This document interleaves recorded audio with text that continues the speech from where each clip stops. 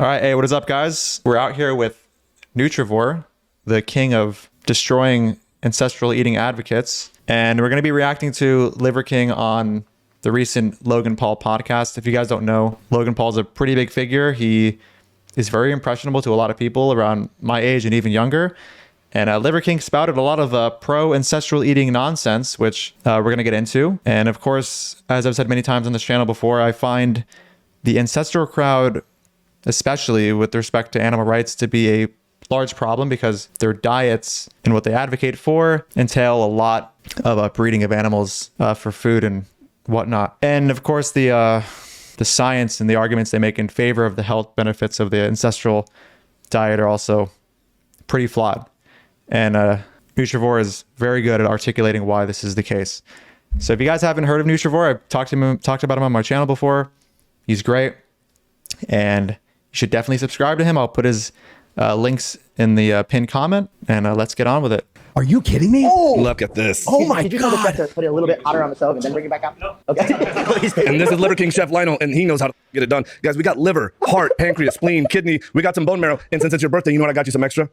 I got you some testicles. Damn. I got some extra testicles in here.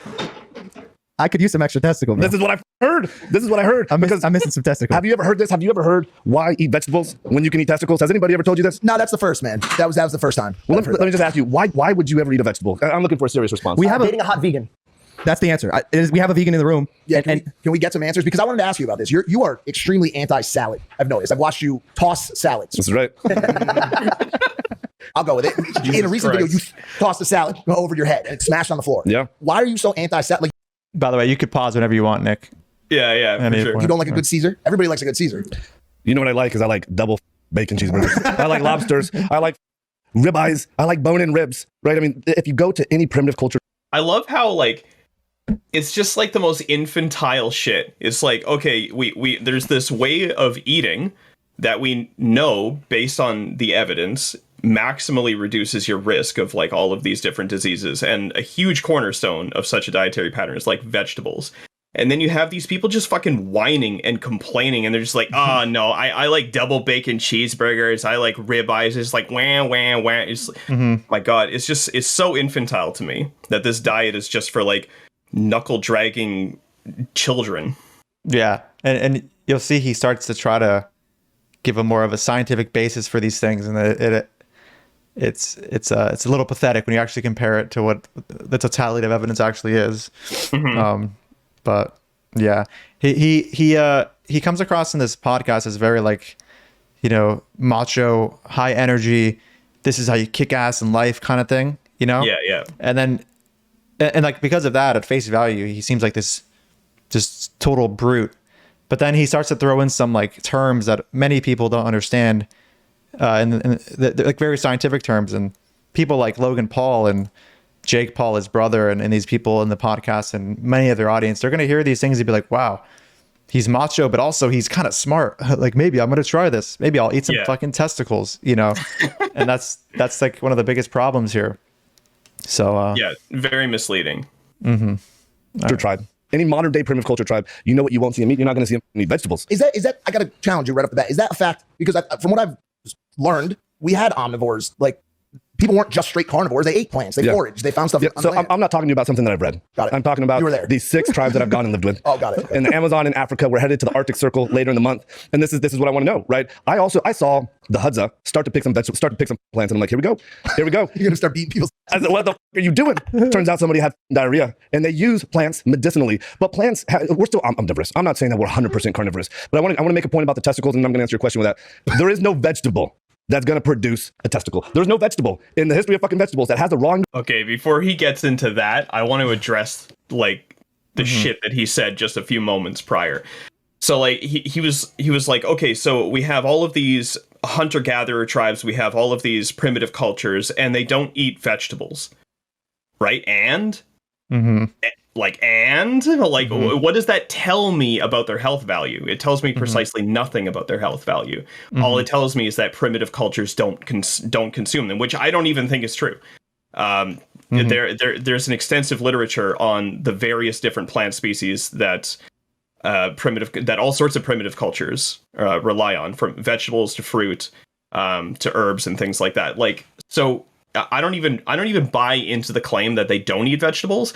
But even if I granted that they didn't eat vegetables, it wouldn't tell me anything about their health value. It wouldn't tell me whether or not it would be a good idea for the average person to eat more or less vegetables, right? Like, it's just an appeal to nature fallacy.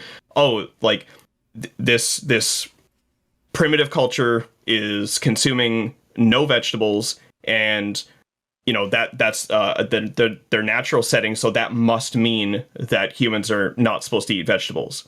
And it's just it blows my mind how people could even think that this even qualifies as a credible argument. Yeah, and if you go back, it's like the dude asked, is it really true that these hunter-gatherers and our ancestors didn't eat vegetables? And he said, I've visited 5 tribes. It's like, oh, I didn't know that 5 tribes was a representative of the totality of all the amounts of hunter-gatherers that have existed since the dawn of humanity. And in addition to that, he also acknowledges that they eat vegetables, except he just puts this qualifier on it. It's like, oh, but it's medicinal. It's like, oh, but they eat vegetables, right? Like you say, give me one reason why you would eat vegetables, and then he actually himself provides a reason.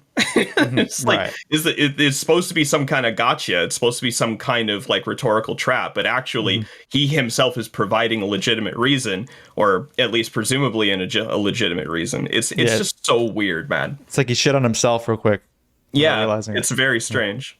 Ingredients to produce a testicle. Raw bovine testicles have all of the raw ingredients required to, number one, produce a testicle and to strengthen and support our own testicles. It has luteinizing hormone, LH, FSH. It has testosterone, which is not biologically inert. Everyone else has had. Yeah, mine went off as well. Sorry to pause you for a sec. We were peaking earlier, and I was curious if those peaks were going to matter, but now we're. I mean, again, this is why we should have figured out the logistics. I'm that guy. Say something extremely louder now. I won't do it. All right, go ahead. You're talking about dicks, testicles. Okay, wait. So what the hell did you just say? A bovine testicle has all of the raw material required to produce a testicle. And again, it's like, and I'm that not sure doesn't tell. Yeah, I don't know what the point is in saying that. Like, presumably I produced my testicles without eating testicles, as did you. It's not like an essential thing to create testicles. Yeah, bovine testicles. I don't know. It's a weird point. I heard him saying this, and I'm like, why would you defend the consumption of testicles by saying you need to consume a testicle to produce a testicle? Well, I don't know if the claim is precisely that you need a testicle to produce a testicle, just that a bovine testicle contains all of the material required to produce a testicle, which in and of itself doesn't give me any information about whether or not I should actually consume it. I already have testicles, bro. Yeah, I already have balls. So like, I don't know why I would need to consume more testicles. Like, is he trying to grow a third one or something? I'm not really sure. Very odd. And then he listed some nutrients or something that I don't know if you wanted to cover that at all. Oh, yeah. I mean, okay, so you just take every single nutrient, every single compound in there that he listed, and just ask him for the outcome data. Yeah. You just say, okay, so you have this swath of mechanisms based on these compounds that are present in bovine testicles. Just demonstrate that consuming bovine testicles produces the outcomes that you're supposing that they will. That's as simple as it needs to get. And he won't be able to provide any evidence because I'm pretty sure we don't have any epidemiology on the subject. We don't have any RCTs on the subject. All we have is a bunch of fucking goofballs on Instagram dancing around eating fucking testicles saying that they feel great. Right. That's probably all the evidence we actually have in regards to that. No. We've got some fucking pizzle for you too if you're going to fucking need some pizzle. So these things are facts. These things are facts, and there's modern science to validate this, right? There's radioisotope labeling studies that show conclusive. Oh, so does this mean like if you eat a penis, like it provides all of the material necessary to produce a penis? So like clearly it's a good idea to eat penises, right? That when you eat an organ, the corresponding organ in your body will receive the nourishment. Most of the nourishment will go there. I was going to ask, like, does it matter what animal you're eating the organ from? That's a really weird claim. Yeah. Right? Like if you I was eat about to pause it too. Like if you eat a testicle, like the nutrient uptake will selectively occur within the testicle, right? Right. Like the testicle will be the target of the nutrient uptake. It is like, that's a really bold empirical claim. So if I eat pig assholes, will my asshole be like the part of my body that selectively takes up the pig asshole nutrition? I don't think so. I don't think this principle holds at all. It certainly doesn't hold invariantly. You can go far with this. Like, if I eat a liver, it'll go to my liver. If I eat a heart, it'll go to my heart. If I eat a brain, it'll go to my brain. Like, what?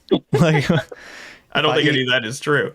What if you eat like hair? Is it going to go to your hair follicles? Like, I don't know how far you can take this, dude. I don't even think hair is digestible. Yeah. Like, I don't think that your like pepsin, like that your like pepsin and your proteolases, like your proteolase enzymes, like I don't even think that they can take hair apart.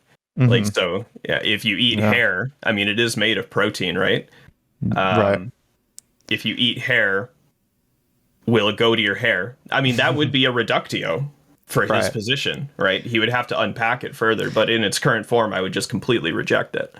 Yeah, and he was citing like radioisotope tests to like verify that this is what happens when you consume organs. Like, they go to the organ that you're consuming. This sounds like something a child would think of, like, oh, look, a heart. I must eat heart to make my heart good. Like, it sounds like a primitive like caveman, like the most like what a 3-year-old would say, like, oh, my eyes hurt. Maybe I should eat eyes to like feel good with my eyes. It just, I don't know. He has no onus to make claims that are actually based on fact, because if anybody pushes back, he'll just ignore them. And as far as his audience is concerned, they're not going to check the references anyway.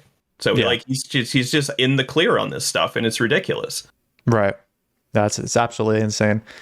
All right, let's keep going. We're only 5 minutes in, or almost 6 minutes in, and fucking Christ. Is it a cow? Is it, like, dare I say, a fellow human?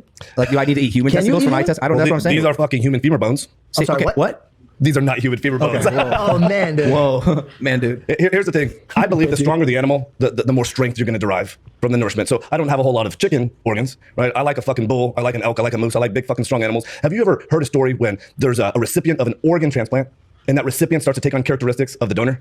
I've heard that. And so our early ancestors have known for thousands of years, for maybe millions of years, that when somebody has a failing heart, to feed them the heart of a healthy animal, and this will strengthen and support their own heart. So to answer your question, I think it fucking matters. So what's most accessible is going to be cow. Yeah. Right. Sorry. All of this comes.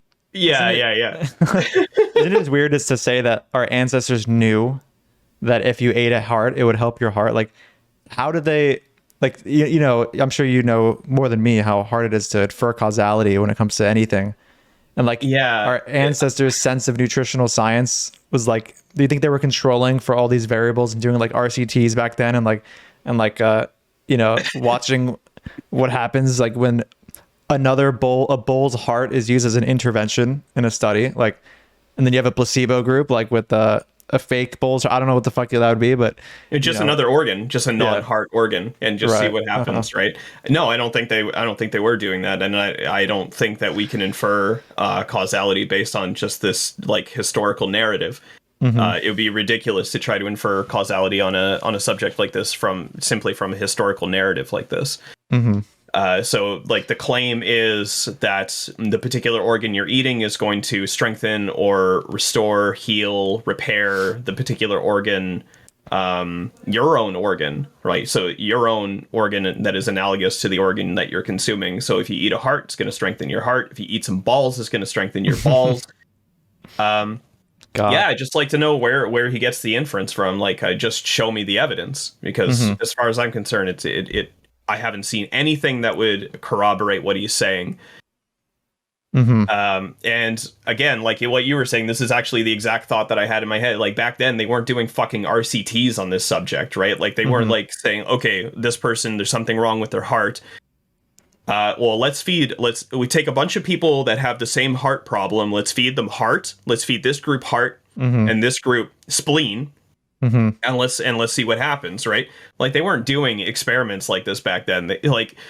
Human cultures develop all sorts of traditions that make absolutely no fucking sense. It doesn't mean that they're based on any on anything credible, or that they're based on credible inferences, that they actually can help inform like sound inferences about what we should and shouldn't do. Like it's just the craziest logic that this guy uses. I'm just curious too. I'm just thinking about it right now. It's like, what if I ate the left arm of a human, but I didn't have a left arm? Where is the left arm's nutrients going to go to? Since it, his theory or his belief or whatever you want to call it, is that it goes to the organ of the arm or the body part that you're consuming. So what if I don't have that body part that I'm consuming? Like, does it get digested normally now? Like, oh, your body's like, oh shit, true, you don't have a left arm. We're just gonna do what we normally do, like where we just digest it like any other food. I think you just piss it out. You just piss the arm out. It's no good to you if you don't have a left arm, right? So you just piss it out. Right. Exactly. Insane. Comes from a cow, and so we got to fucking get down on some of this. Oh, sorry. Yeah, and this belief of like you got to eat the stronger animal. It's like, are there studies of people getting stronger on cow than like chicken because cows are stronger or some shit like that? It's just like, there's a lot of really funny shit. It's funny. I watched this the first time alone, and I'm watching it with you, and my mind is in like reductio mode. Like I'm just trying to think of all the weird shit that comes from this, and it's just crazy. Oh yeah, the logical entailments of all of his positions so far are hilarious, right? And I don't think he would bite the bullet on any of them. He doesn't seem like he's that stupid or that crazy. I think on some level, he probably realizes that what he's saying is pretty crazy.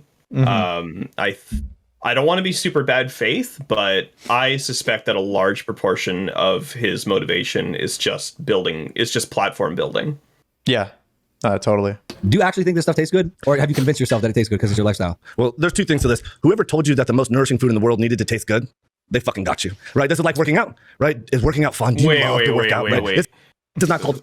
Who's making the claim that the most nourishing fruit, like the most nourishing food in the world has to taste good? Like, who the fuck is making this claim? Like, it seems like a straw man, right? It's the first time I've heard it. It's the very first time I've heard it too. Yeah. I think he's just pulling it out of his ass because it's a cute, rhetorical tactic to make his point, right? Which he hasn't really gotten to yet because we cut him off. But let's see where he goes with it. It's going to be hilarious. Yeah. Funning out, right? Some of the things that are best for us in life are the things that we have to actively suffer for. These things, there's nothing like this on Earth, right? This is what we evolved with for millions of... You are not replacing these nutrients with fucking vegetables. Okay, so it's just an appeal to nature fallacy. Yeah, it's just literally an appeal to nature fallacy. You want to fucking regrow that half testicle, you need more fucking testicle. He's only missing 15%. I'm trying to help everybody. Like, this is the deal. After we talk about the organs... Okay, wait. So he's trying to help everyone, right? Like, so presumably he is one of those, like, grass-fed types who's like, be as close to nature as possible, it's like stop feeding the cows fucking soy and stuff like that. Assuming that he takes this position, if you actually do the calculation, like with the current global population, I think you would need somewhere between like 9 and 13 Earths in order to feed everybody on the type of diet that he is advocating for, right? Like, we literally just don't have enough space on Earth for you to help everybody, Liver King. Like, talk to me when you start fucking terraforming Mars, right? And like, and then maybe we can talk about it, right? But until then, it's like, it's just a pipe dream. It makes absolutely no sense. And of course, there's the problem with this whole ancestral, like, appeal to nature, though, lifestyle that he advocates for, where you can right there acknowledge that the animals he's consuming are also artificially bred.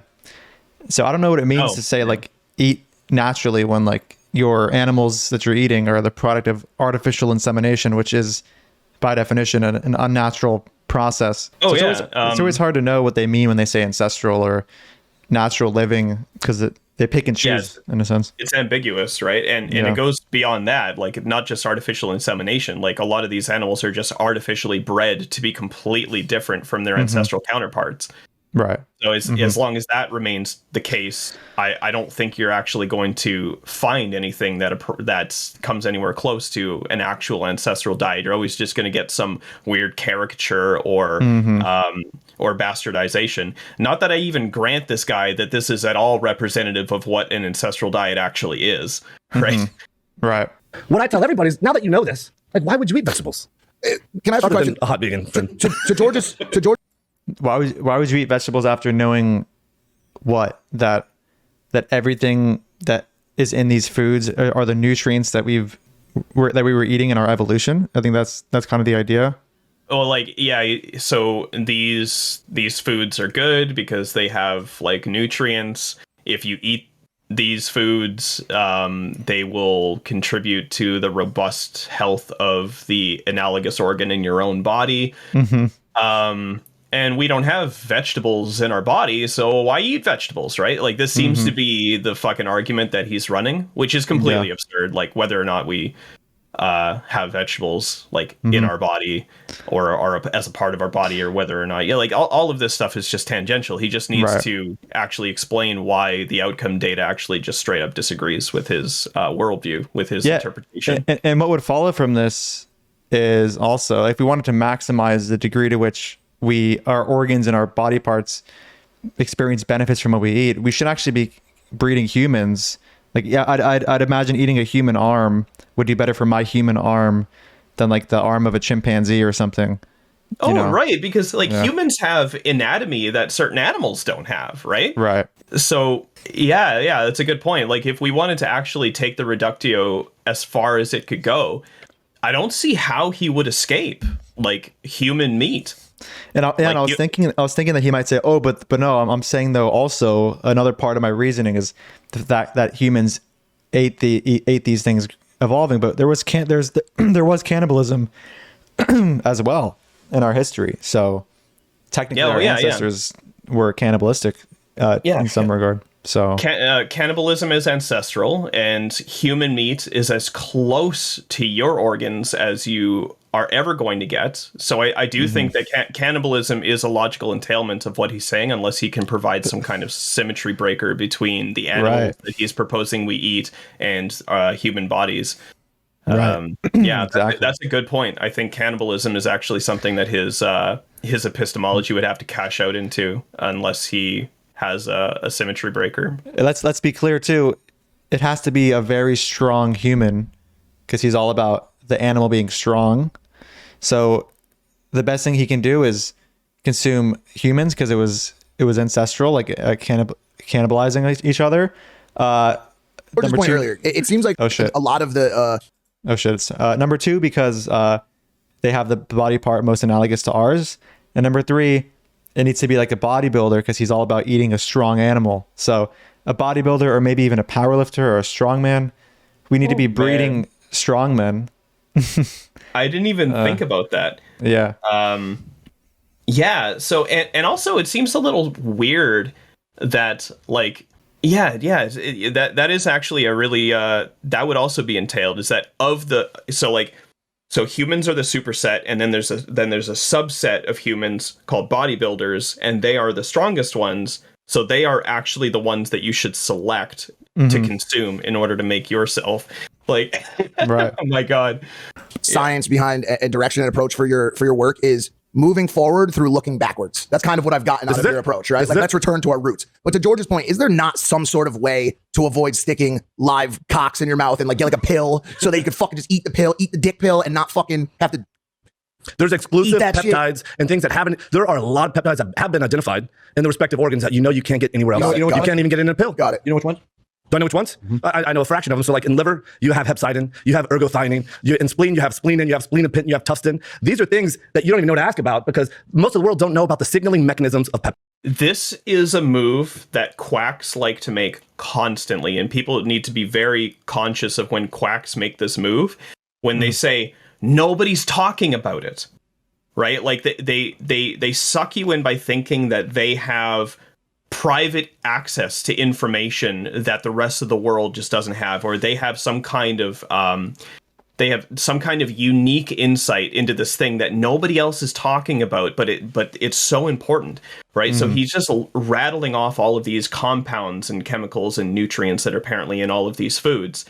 The thing is, like, nobody's talking about them, probably because they don't fucking matter, right? Like, that's the thing, is that what's the reason nobody's talking about them? Probably because it's asinine in some way to think that they matter, right? So, like, so show me the outcome data that actually divulges that when you eat spleen, your spleenal health improves, right? That's the actual data that he needs to bring, not mechanistic speculation about nutrients, right?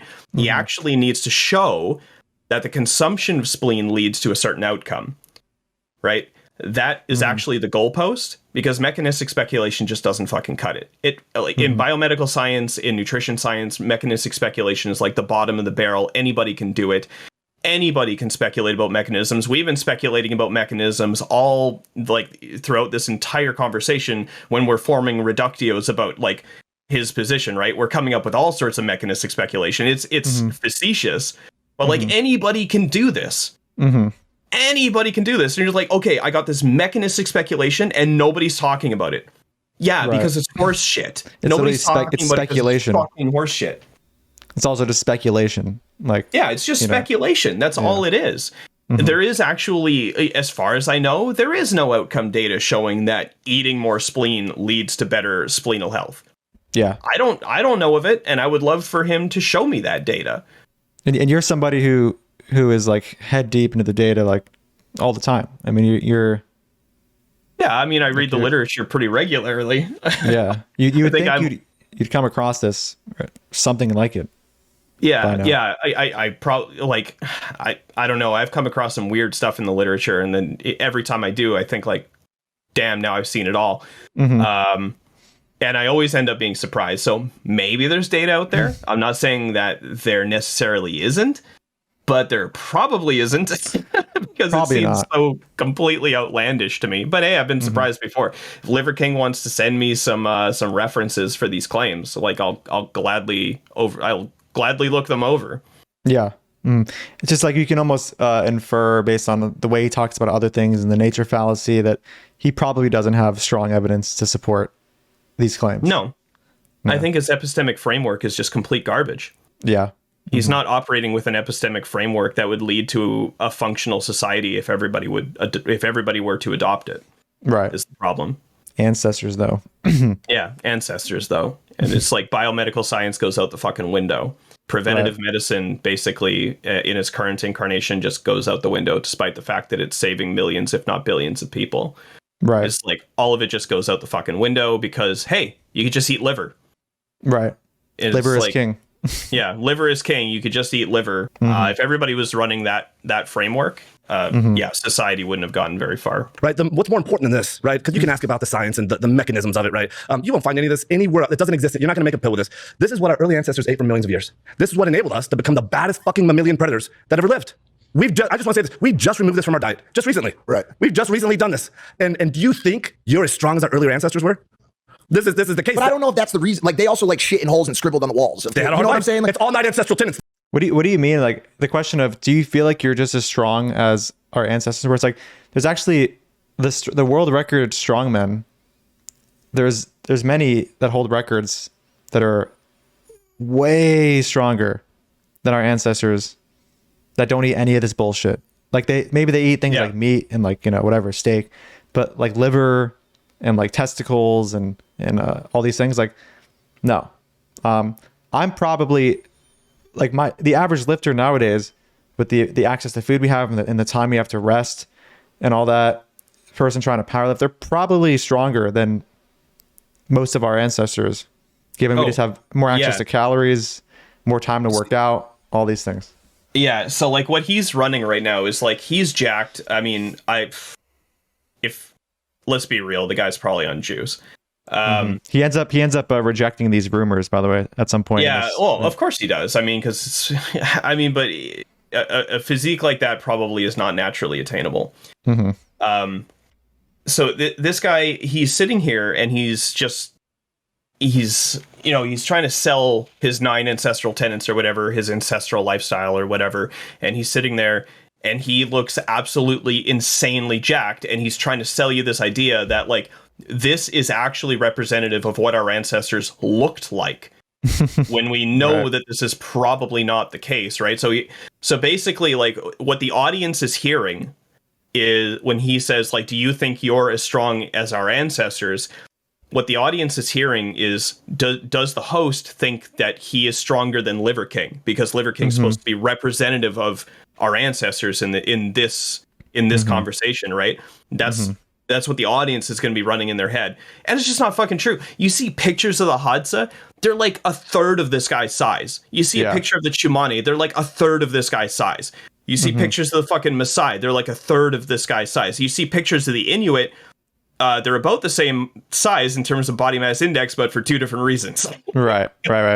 So, like, I just don't understand this idea that our fucking ancestors were just like all like power lifters. Like, it's just it's a caricature of what ancestral humans probably looked like, and even by reference to modern day primitive cultures that you can look at and you can hang out with, you won't find anybody among those people who looks even close to that, right? And maybe to be charitable, maybe by strong he means like health outcomes and stuff, and we'll get into this later in this video. And you can run your like your what was the selection bias that comes with analyzing long living arguments against this shit. Yeah, because he's obviously looking at the ones that survived through infant mortality, through the 50% infant mortality, and then saying, look, they're super fucking healthy, and it's no shit. We wouldn't expect anything different because, we'll get into it later. Yeah. They literally survived without modern medicine. Yeah. As opposed to the other 50% that died. Yeah. Yeah. Let's keep going. This is one tenet. This is eat. It's all. I agree with you. It's all 9 ancestral tenets. Got it. So this is the one you're willing to revisit. Like, you have a toilet in your house. I have a toilet in my house. This is right. This is not just the one. There's all 9 ancestral tenets. It's sleep, eat, move, shield, connect, cold, sun. You notice that one of the hosts actually just ran a reductio on him, and he said, I have a toilet in my house, right? So it's like, where the fuck does Liver King draw the line in terms of what things are justified in virtue of their being natural, and what things are unjustified in virtue of their being or what things are justified despite their being unnatural, right? So like toilets are not natural, but they're justified.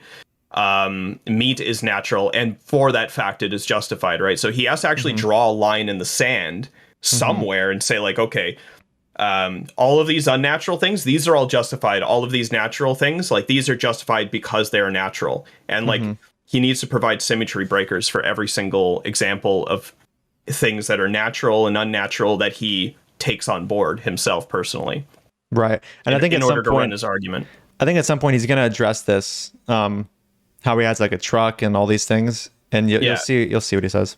Fight and bond. These are the 9 ancestral ways that shaped us to become the highest fucking version of ourselves, right? To advance evolutionarily much faster than any fucking other organism on Earth. Again, we've recently taken this shit out of our diet. We recently have started living with such comfort that there's no requirement to really be uncomfortable anymore, right? If you get cold, you just put on a fucking jacket today, right? Let's say this. Let's say you're hungry.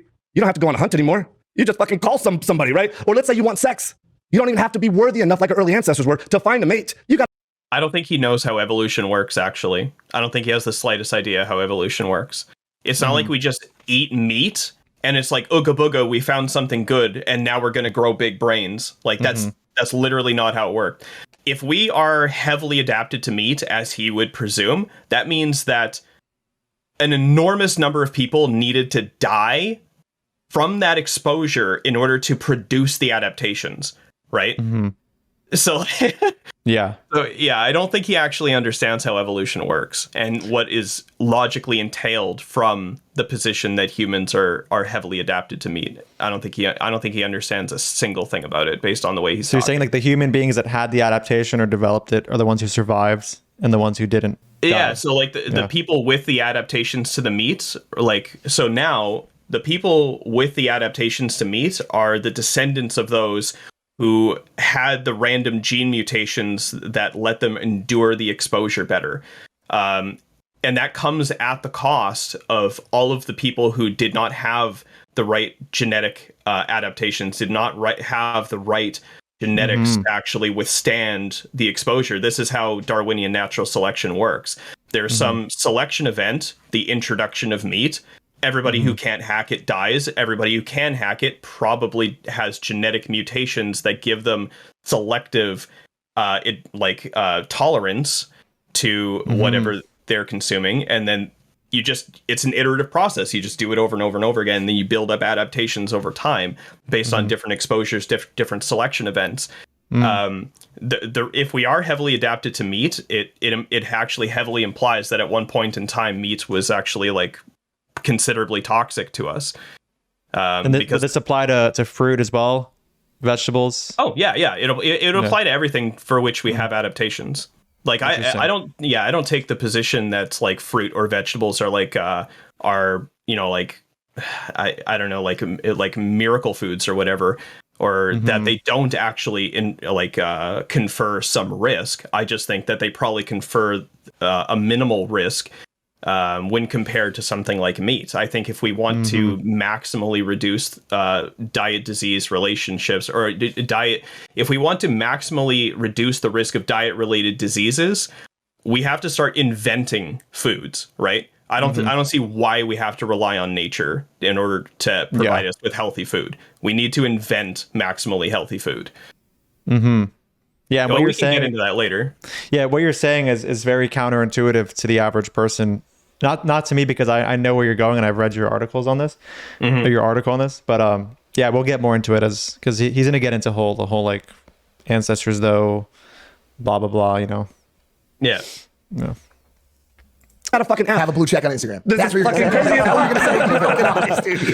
The thing is, we don't have to, there's no requirement for hard times anymore. Right. So it's much more than food, right? The name is Liver King because liver is king, right? I want everybody to know this. If you want to be an alpha organism, dominating life like other alpha organisms, like a pack of fucking lions, like a killer whale, like a great white fucking shark, like modern day primitive culture tribes, if you want to dominate that way, you need to do like what they do. What if you don't want to do that? What if you just really enjoy like the couch and like Jeopardy and shit like that? Yeah, you know what? I have a name for this guy. This is the guy sitting on the couch, right? This is not you guys. Couch guy. Well named. Couch guy. And I'm going to refer to this guy because here's the fact, right? Most people's lives fucking suck. Facts. And most people would like to live a life that's goddamn worth living. And people are suffering today with depression, with anxiety, with autoimmune conditions, with infertility, right? They got low energy, they got low libidos, they got low ambition in life. What I'm proposing, my thesis is that there's a simple, elegant solution to living a goddamn kick-ass fucking life, right? So this is my job as the CEO of the Ancestral Lifestyle. Sorry to interrupt.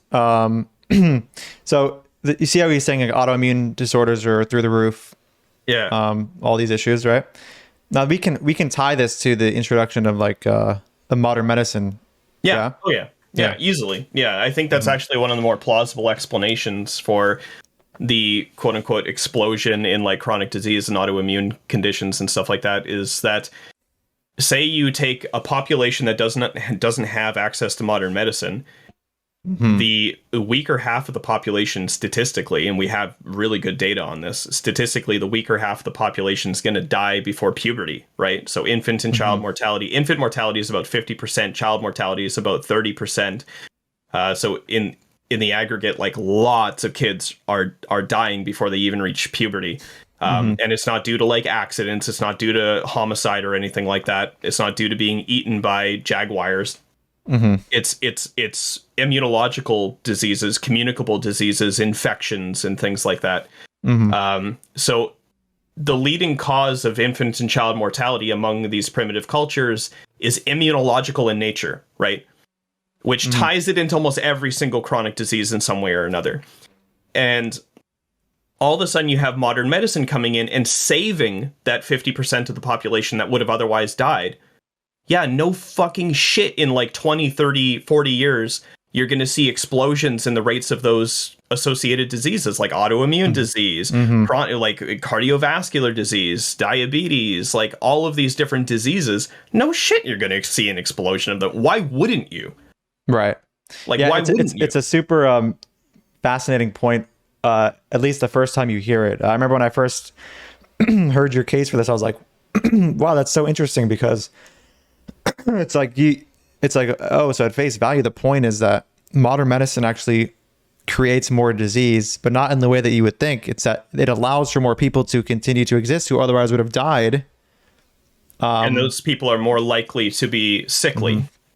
Right. And sometimes you could say it actually prevents death. Yeah. At least in the beginning, like infancy and childhood.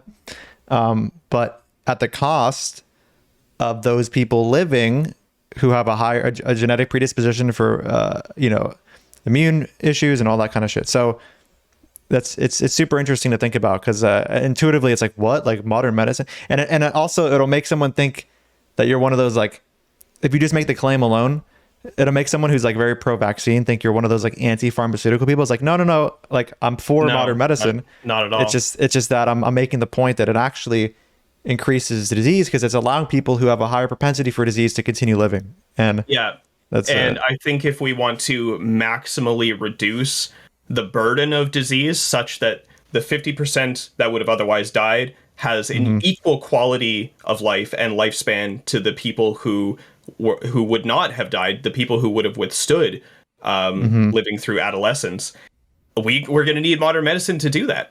Yeah, we're going to need to develop medicine in order to equalize outcomes for those two populations. Yeah. So I'm not at all anti-medicine. I think medicine is a net benefit. Absolutely, 100%. So no, I'm not one of those wackos. This is just an explanation for why the explosion in disease took place.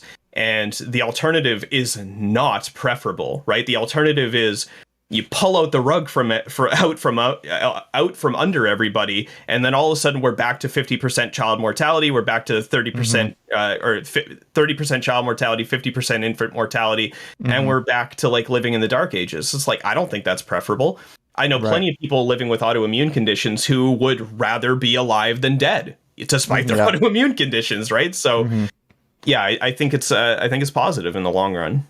Yeah, and it's super interesting because people like him, they point to these facts and they always just jump to like, oh, it's our current diet, it's our current lifestyle. Our ancestors didn't have these issues, when in reality, it's like actually the people that were supposed to actually died early. Okay, so like you can't make this inference of like, oh, like it's because for sure it's because of what we're consuming, and for sure because of this new like lifestyle thing, when you're not taking into account a huge fucking problem, or not problem, but a huge intervention, which is modern medicine, and allowing people to live past what many ancestors of ours ended up not living past, and like modern dietary public health interventions have gone a long way toward improving outcomes for the people who are like more sickly and more likely to get disease.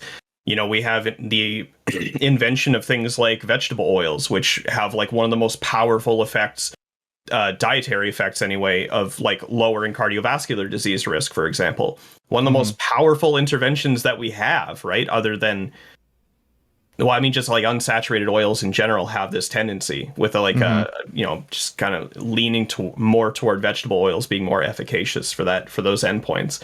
Yeah.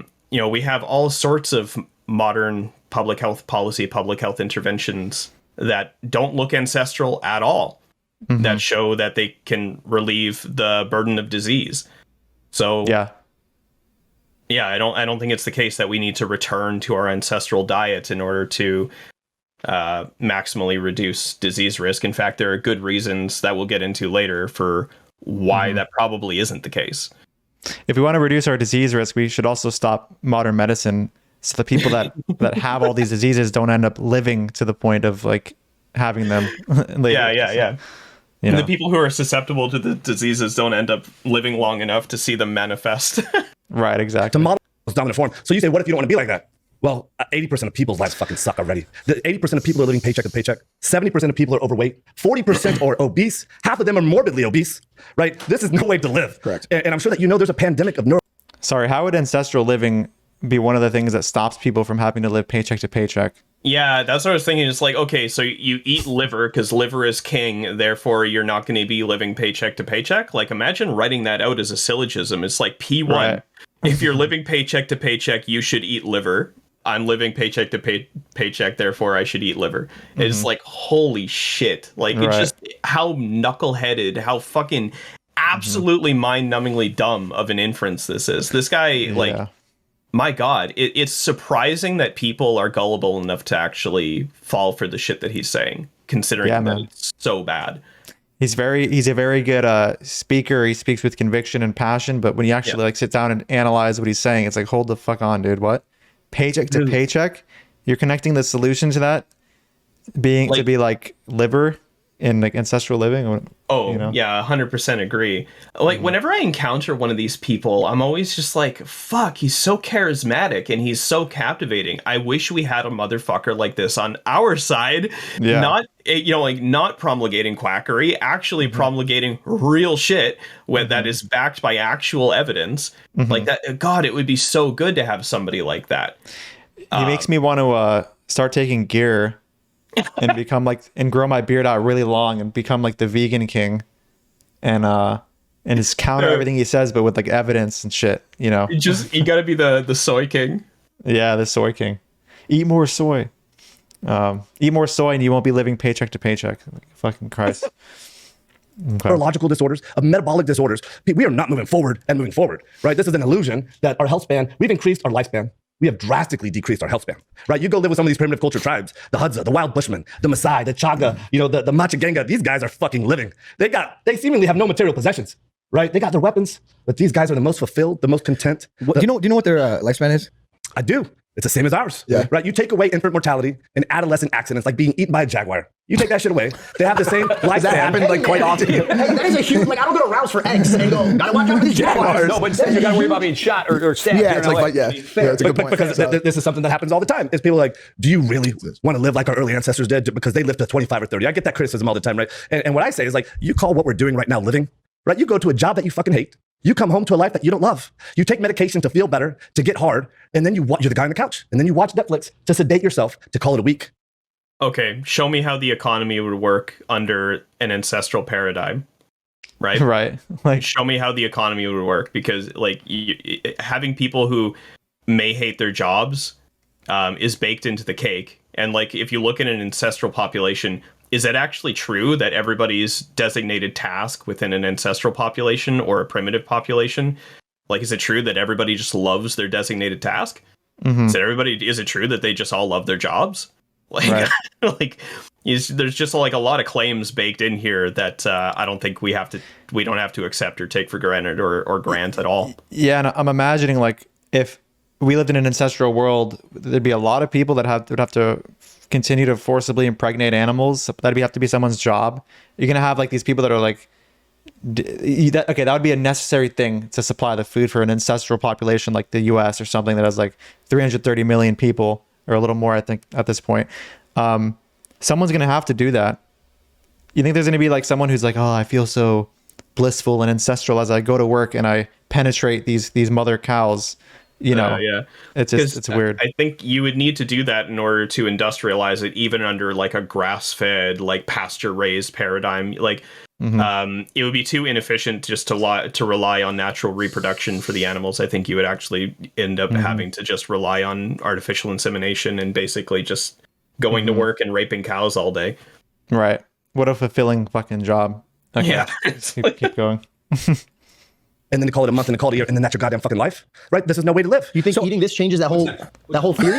100% it does, right? Liver is the lever. Wait a second. Right? This is much more than just eating, but you gotta fucking start somewhere. If I told you all the things... Sorry. Yeah. 100% of all of those things that are wrong with society that he just listed are fixed by eating liver. That's the bullet that he just bit. Yeah. Like, I don't need to elaborate any further. To anybody watching, that should be hilarious enough in and of itself. You go to homeless people and you just give them some liver. Be like, you're good, bro. All financial problems are on the way to an end. You know, like, oh my God, that's the reductio, right? You just walk up to somebody on the road and, you know, you just hand them a fucking pack of liver and say, eat this. And, you know, all your problems will be solved. Right. Oh my God. Insane. Things you got to do to express your highest and most dominant form. These 9 ancestral tenets. This is overwhelming. This is like trying to teach, I don't know shit about golf, but trying to teach a golf swing, you know, all in one fucking lesson. We start with one thing. Liver is king, right? I just saw someone in the hotel who fucking said, "Hi, it's Liver King because liver is king." And I'm like, God damn it, you fucking know, you know. And I don't know if you've heard myself refer to myself in the third person, but this is what I do all the time. Because What's your real name? well, I'll tell you the real fucking name. This is a quick story, okay? Because I was in New York City and this guy goes, "Oh my God, it's Brian Johnson." And I'm like, holy fucking shit. Who the fuck is Brian Johnson? I swear to God. And I'm like, let me tell you the story real quick about Brian Johnson. Because every man has his barbarian trapped inside of him. Right here, right? And that barbarian wants to come out, but doesn't get the chance to come out a whole lot. This is your primordial, first version of yourself, your wild version before we domesticated ourselves. This is the fucking barbarian inside of you. He only comes out now occasionally in the modern world when you fight for something. Yeah, this is one of those terms that we were talking about at the beginning, like before we started watching. This is one of those terms that needs to be unpacked. I don't know what the hell he means when he says barbarian. I don't know what the hell he means when he says a primal, when he's using it like not as an adjective, but as a noun. I have absolutely no idea what any of these terms mean. And they seem utterly meaningless to me. And don't be fooled into thinking that they have meaning just because you can intuit some meaning in your head. And, you know, you might think you know what he means, but do you actually know what he means? Right? Like, I don't know what he means. And I don't want to risk straw manning him by formulating a caricature of what he means in my head. I legitimately don't know what he means. And as long as there's ambiguity in my head, I'm not on the same page. Yeah. Like I need him to unpack it. I can speculate it's probably something like to do with your inner alpha, and then I'll define alpha now for you because I don't know what the fuck that means either. Some accomplishing, like strong decision maker who chases after their goals and gets what they want, and they're kind of savage and strong headed. I don't. It's just that's kind of what I would speculate. The part of you that's required to chase a goal. You know, like that's kind of what I would intuit as well, except like if I start running that definition, I'm actually just like I'm running the risk of strawmanning him. I don't know if that's actually the definition that he's running with. That's just the definition that I'm intuiting, and I'm not I don't want to trust and rely on my intuited definition, right? He himself needs to unpack what these terms mean, and I don't think he's going to. I think he's just going to use them under the assumption that everybody around him will be captivated by his use of language, despite the fact that in actuality his language has no meaning to any of the people around him, really. Or at least it's not clear that his use of this language means the same thing to the people around him. But the people around him are not going to push back and ask him for clarification because in their minds, they probably think they have a rough idea of what he means. I have no idea what the fuck he means. Right. I have no clue. No, same here. We're not primal enough to understand. Something. Maybe in sports, maybe in a life or death situation. My fucking barbarian broke out of that cage and he fucking ate Brian Johnson. That guy's fucking dead. That guy's fucking gone. So this is you need to fucking get some testicles. This is a good jumping point for a question. Hold on a second. On the barbarian stuff. No. What? Are you Brian Johnson? Yeah. I'm Liver King. He 100 fucking percent. You know, took the Johnson & Johnson, then he died. I'm just kidding. I'm kidding. Okay. I liked it, George. Here's my question. As we've evolved away from barbarian tendencies, our weapons have evolved, our necessity and the importance of working together in workplaces has evolved, our communities have evolved so that we've become larger organizations. And so in a lot of ways, the reduction of barbarism and that inner primate that wants to kill, eat spleens, and rip nuts out of live animals has been reduced for a reason. We have to play nice, if you will, right now, because we have nukes. You know what I'm saying? Like, if one guy's like, "No, I'm the fucking alpha, bitch," you know what I'm saying? And I have a fucking nuke behind it. There's a lot of reasons why we've had that reduction in that. So, like, see what I mean? This is the confusion now. This guy is running his own definition of these words, and he is making an argument based on the definitions that he's running in his head, not definitions that Liver King has provided, right? So right now, he's running the risk of strawmanning him, even though I think, like, his questions are good, right? Like, these are questions that Liver King needs to answer. Regardless of how he's defining the words. I think like this is I think it's important. I think that this host actually is making some decent points. Yeah, no, totally.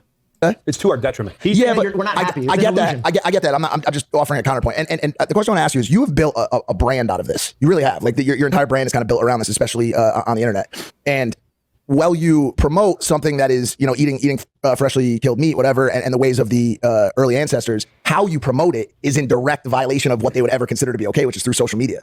which I believe is one of the biggest problems. I got to answer this for you, my man, because here's the thing: is you have, I call them subprimals, right? That make these comments. Well, flying on a private jet is not very ancestral. Living in a fucking mansion is not very ancestral, right? We got a lot of toys out at Liver King Ranch, and they say this is not very ancestral, right? And I just fucking laugh. And This is the important part that I told you about. Yeah. like, this is hilarious, right? These accusations, right? But like these same subprimals, if they existed a million years ago, when they saw a primal use a rock and crush the fucking cranium and take out the brain, they would have said, hey, that's not very ancestral.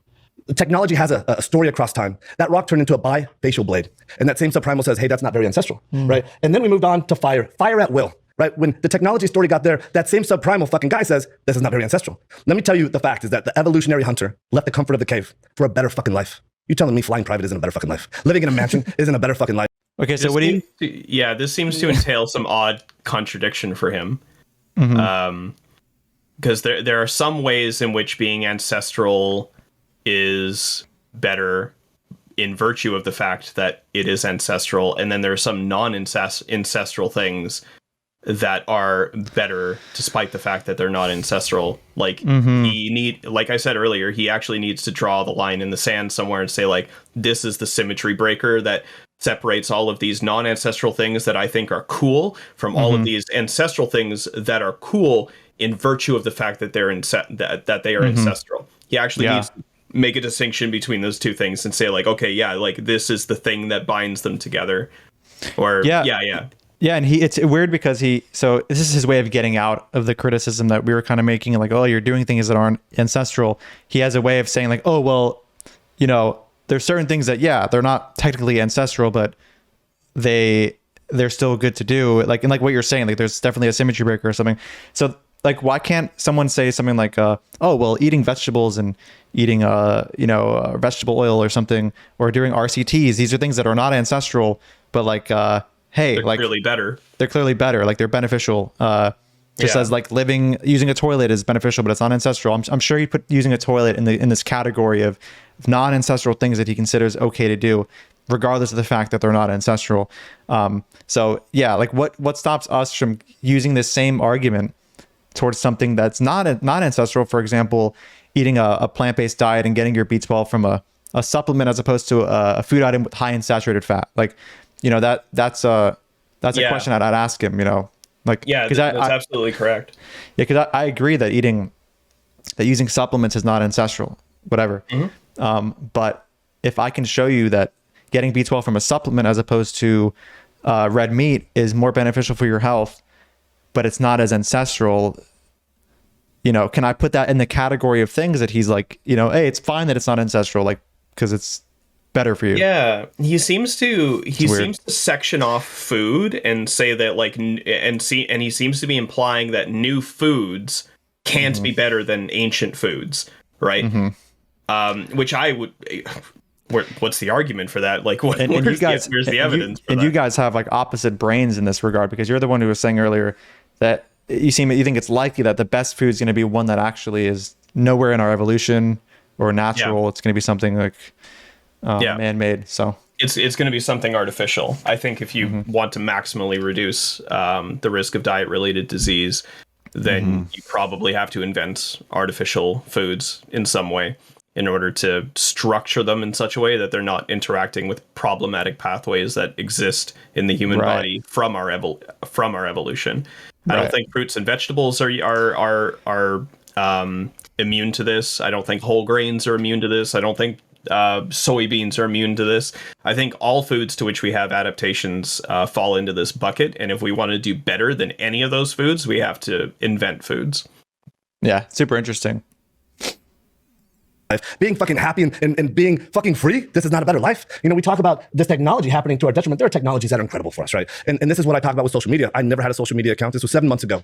We got on social media, right? And it's because the world is fucking hurting and the world needs to hear this message. And when I did Barbarian, the workout across the Brooklyn Bridge, this kid, Saul, runs up at the end. It's Saul from Instagram. And I said, who the fuck is Saul from Instagram? And he goes, I'm the one who lost 80 pounds. I'm the one who regained my confidence. I'm the one who's connecting with life for the first time in my life. And this is what we have to do. So it's not like all technology is bad, right? Because again, a rock is technology. A bifacial blade is technology. The fire is technology. Social media is technology. The evolutionary hunter that left the comfort of the cave. A rock is technology. I don't know. It depends on the rock. Yeah, I mean, how he defines technology. I think he's confusing technology with tool. Because the rock can be a tool, but not all rocks would be technology. I think technology entails some other sort of like change or manipulation. I get what he's saying, and I'll just give it to him. Yeah. But yeah, it seems like a little strange. I think what he's saying is that like in 1,000 years time or in like 10,000 years time, like say if we're all living in mansions, like mansions would be ancestral, right? Because because we've had mansions for a long time. So like but he seems to be granting that there is like an and for a better sorry. Now if we mindlessly consume social media and mindlessly no problem. Yeah, he seems to be granting that there are certain situations where you would want to leave an ancestral lifestyle component behind in favor of some modern lifestyle component. Like he seems to be granting that this is the case, but he seems to be asymmetrically like applying this epistemic standard. There are certain things that he just says like no ancestral good, like with food, for example. Oh no, ancestral good. And it's like why why is non-ancestral jet flying good and non-ancestral vegetable oil bad, right? Like just tell me how you arrive at these asymmetrical conclusions. Right. Yeah, no, it's a really good question. And lastly, I would say at one point of time, after a habit has been done by the human species, do we consider it to be ancestral?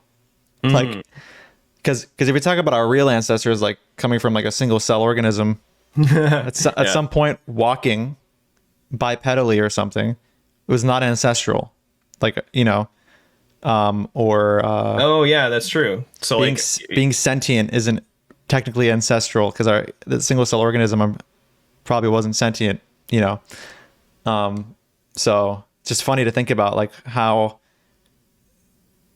technically that if you scale back enough, it's like what the first thing that's ancestral is going to be like what the single cell organism is doing, and everything that happens after that is like not ancestral. It's really weird. Yeah, he seems to be just like sectioning out a little sliver in time that is probably just completely invented and only exists within his head. Like a single little sliver of human history where humans maybe had like these certain behaviors, and then he's just like saying those are good, right? No behaviors that existed prior and no behaviors that existed thereafter were good, just like in that little window. And yeah. It just seems kind of bizarre. Like the whole appeal to nature fallacy is really bizarre. And here's before you press play again, here's another problem I find with him. It's kind of connected to your thing about the selection bias and like people dying off.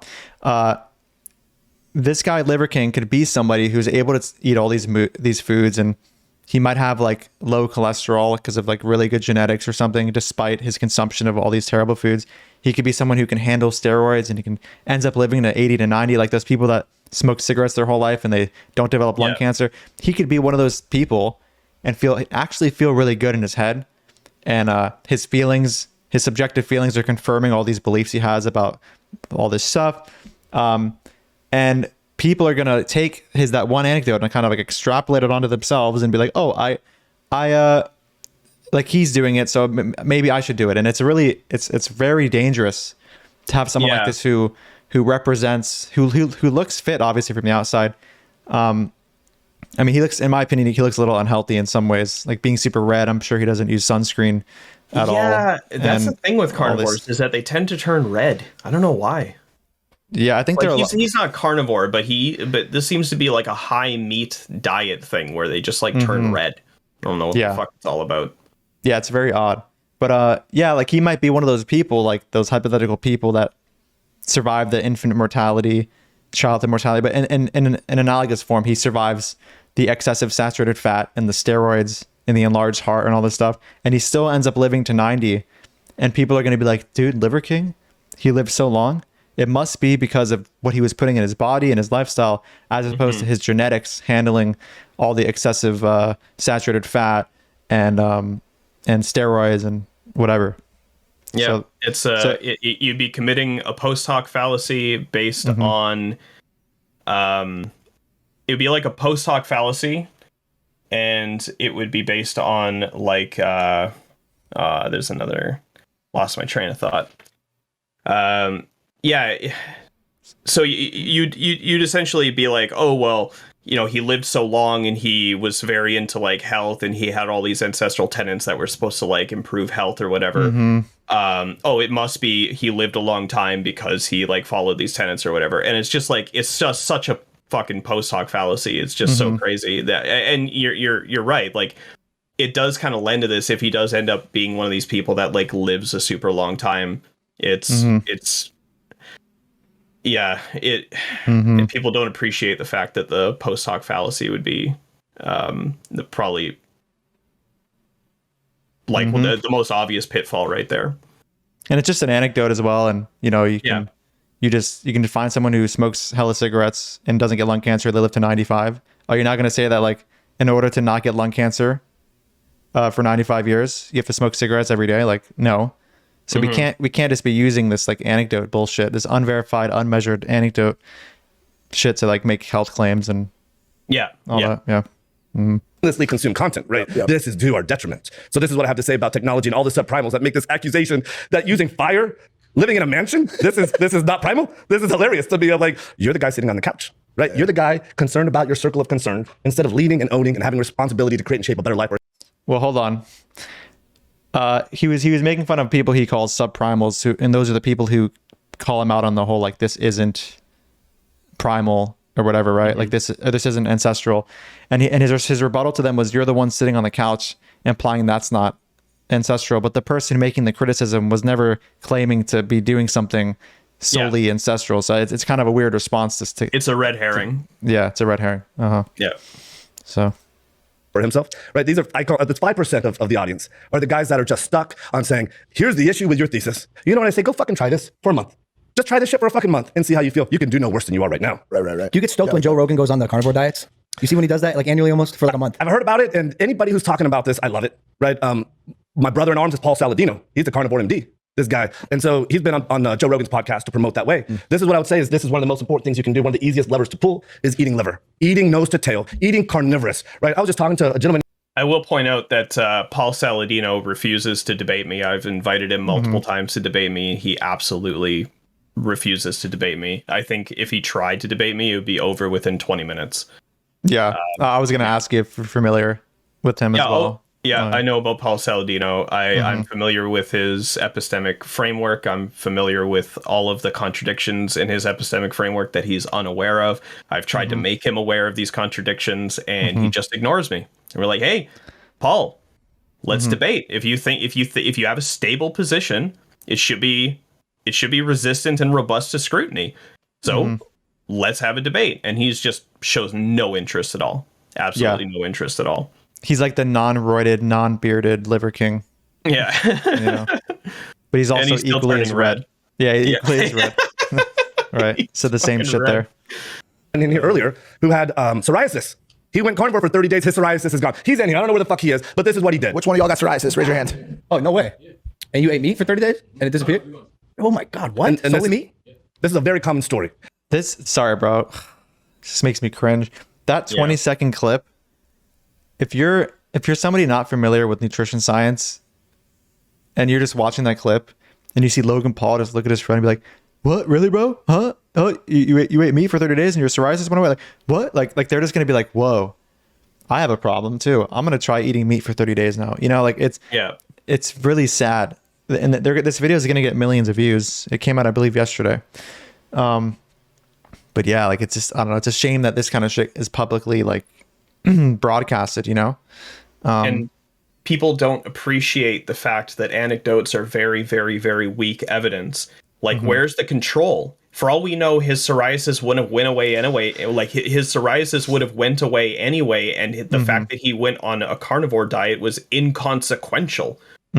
Like, that's a possibility. What you would actually have to do is take a bunch of people with psoriasis, randomize them to carnivore versus some other control, like usual care, and see if there actually ends up being a difference, and then you'd have to replicate it. Right. that's the way that's how you actually figure this question out, or at least get a better causal estimate. The causal estimate that you get from one guy's fucking harebrained anecdote who isn't even in the frame, so we can verify any of his story. The causal estimate you get from that is garbage. It's absolutely garbage, right? So it's like if somebody is aging and their hairline's receding and they started taking creatine or something in that time, and they go, oh, it must be the creatine that's caused my hairline to recede, when in reality it's like, oh, you're also aging in this time period. Like, so we can't just be so certain. You know, we need like a really controlled experiment with multiple people, you know, different ages and stuff, control for age. Like, it's like it's insane. I hate watching clips like this that are this bad, but from the perspective of the millions of people that I know are watching this, or hundreds of thousands, it's hard, tragic. you know. It's tragic. Right. And so when I hear the Carnivore MD or Joe Rogan promoting this way of living, I'm like, this is fucking amazing. You're helping me do my job. This is my purpose in life. But then there's this part of me that's like, this is only a fraction of the story. Yeah. There's 9 ancestral tenets. And as much as it is what we eat, it's also what we don't eat, because we're constantly feeding ourselves. Who the fuck says you're supposed to have breakfast, lunch, and dinner, and then you're supposed to have snacks, and you have this drink, right? I don't know if it has calories in it, but we're continuously consuming calories. And the thing is, what we eat and what we don't eat, honoring the feast and famine cycle is just as important. So to answer your question, I love it. Honoring the feast and famine cycle. For what purpose? For what purpose? Like, No why? idea. And what is the feast and famine cycle? Like, is that an annual cycle? Is that a daily cycle? Is that time restricted feeding? Like, he's just running terms without defining them. Like, starve yourself for a day and then feast the next day. Like, I don't know what he means. I have absolutely no idea what he means. Yeah. And people are talking about eating carnivorously. I love it when Joe Rogan does this thing. I think Joe Rogan shows that he has a transformation when he does it. I don't know why he does it longer. I was talking to a primal in here earlier about doing this, and he's like, oh, I couldn't do it much longer. I'm like, why not? Why not? Because double bacon cheeseburgers, bone-in ribs, ribeyes, and lobster, and sashimi. I mean, you're telling me, because the food that I eat is better than any fucking food you're going to find somewhere else. It's funny because most of the vegans I know, like they like talk a lot about being vegan and like what it's done for them. But whenever that steak comes out and it's sitting in front of them, I always see this little light in their eyes where they're like, even my little sister who will watch the show always is like, it wouldn't be so bad if I had just one bite. Like, have you ever noticed that? I don't know a fucking vegan, but I'll tell you, I'll tell you my first interaction with one. We were in Africa. What happened? We could actually just grant him that the average vegan likes meat. Yeah. That doesn't tell me anything about whether or not it would be a good idea to eat it for either ethical reasons or nutritional reasons. I like donuts, bro.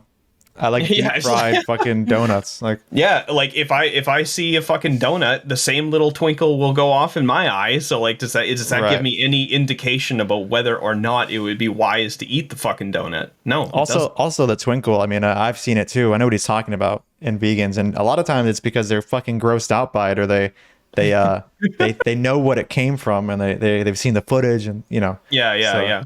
Maybe with his sister, she's like, yeah, I'll have some. But from what I've seen, it's a lot of times the twinkle is more derived from like, oh fuck, it's just disgusting. Yeah, this kind of comes down to the distinction between the ethical vegans and the plant-based dieters, right? Plant-based dieters, they might be more susceptible to like actually being like, oh well, I could just have a little bit of steak and it's okay.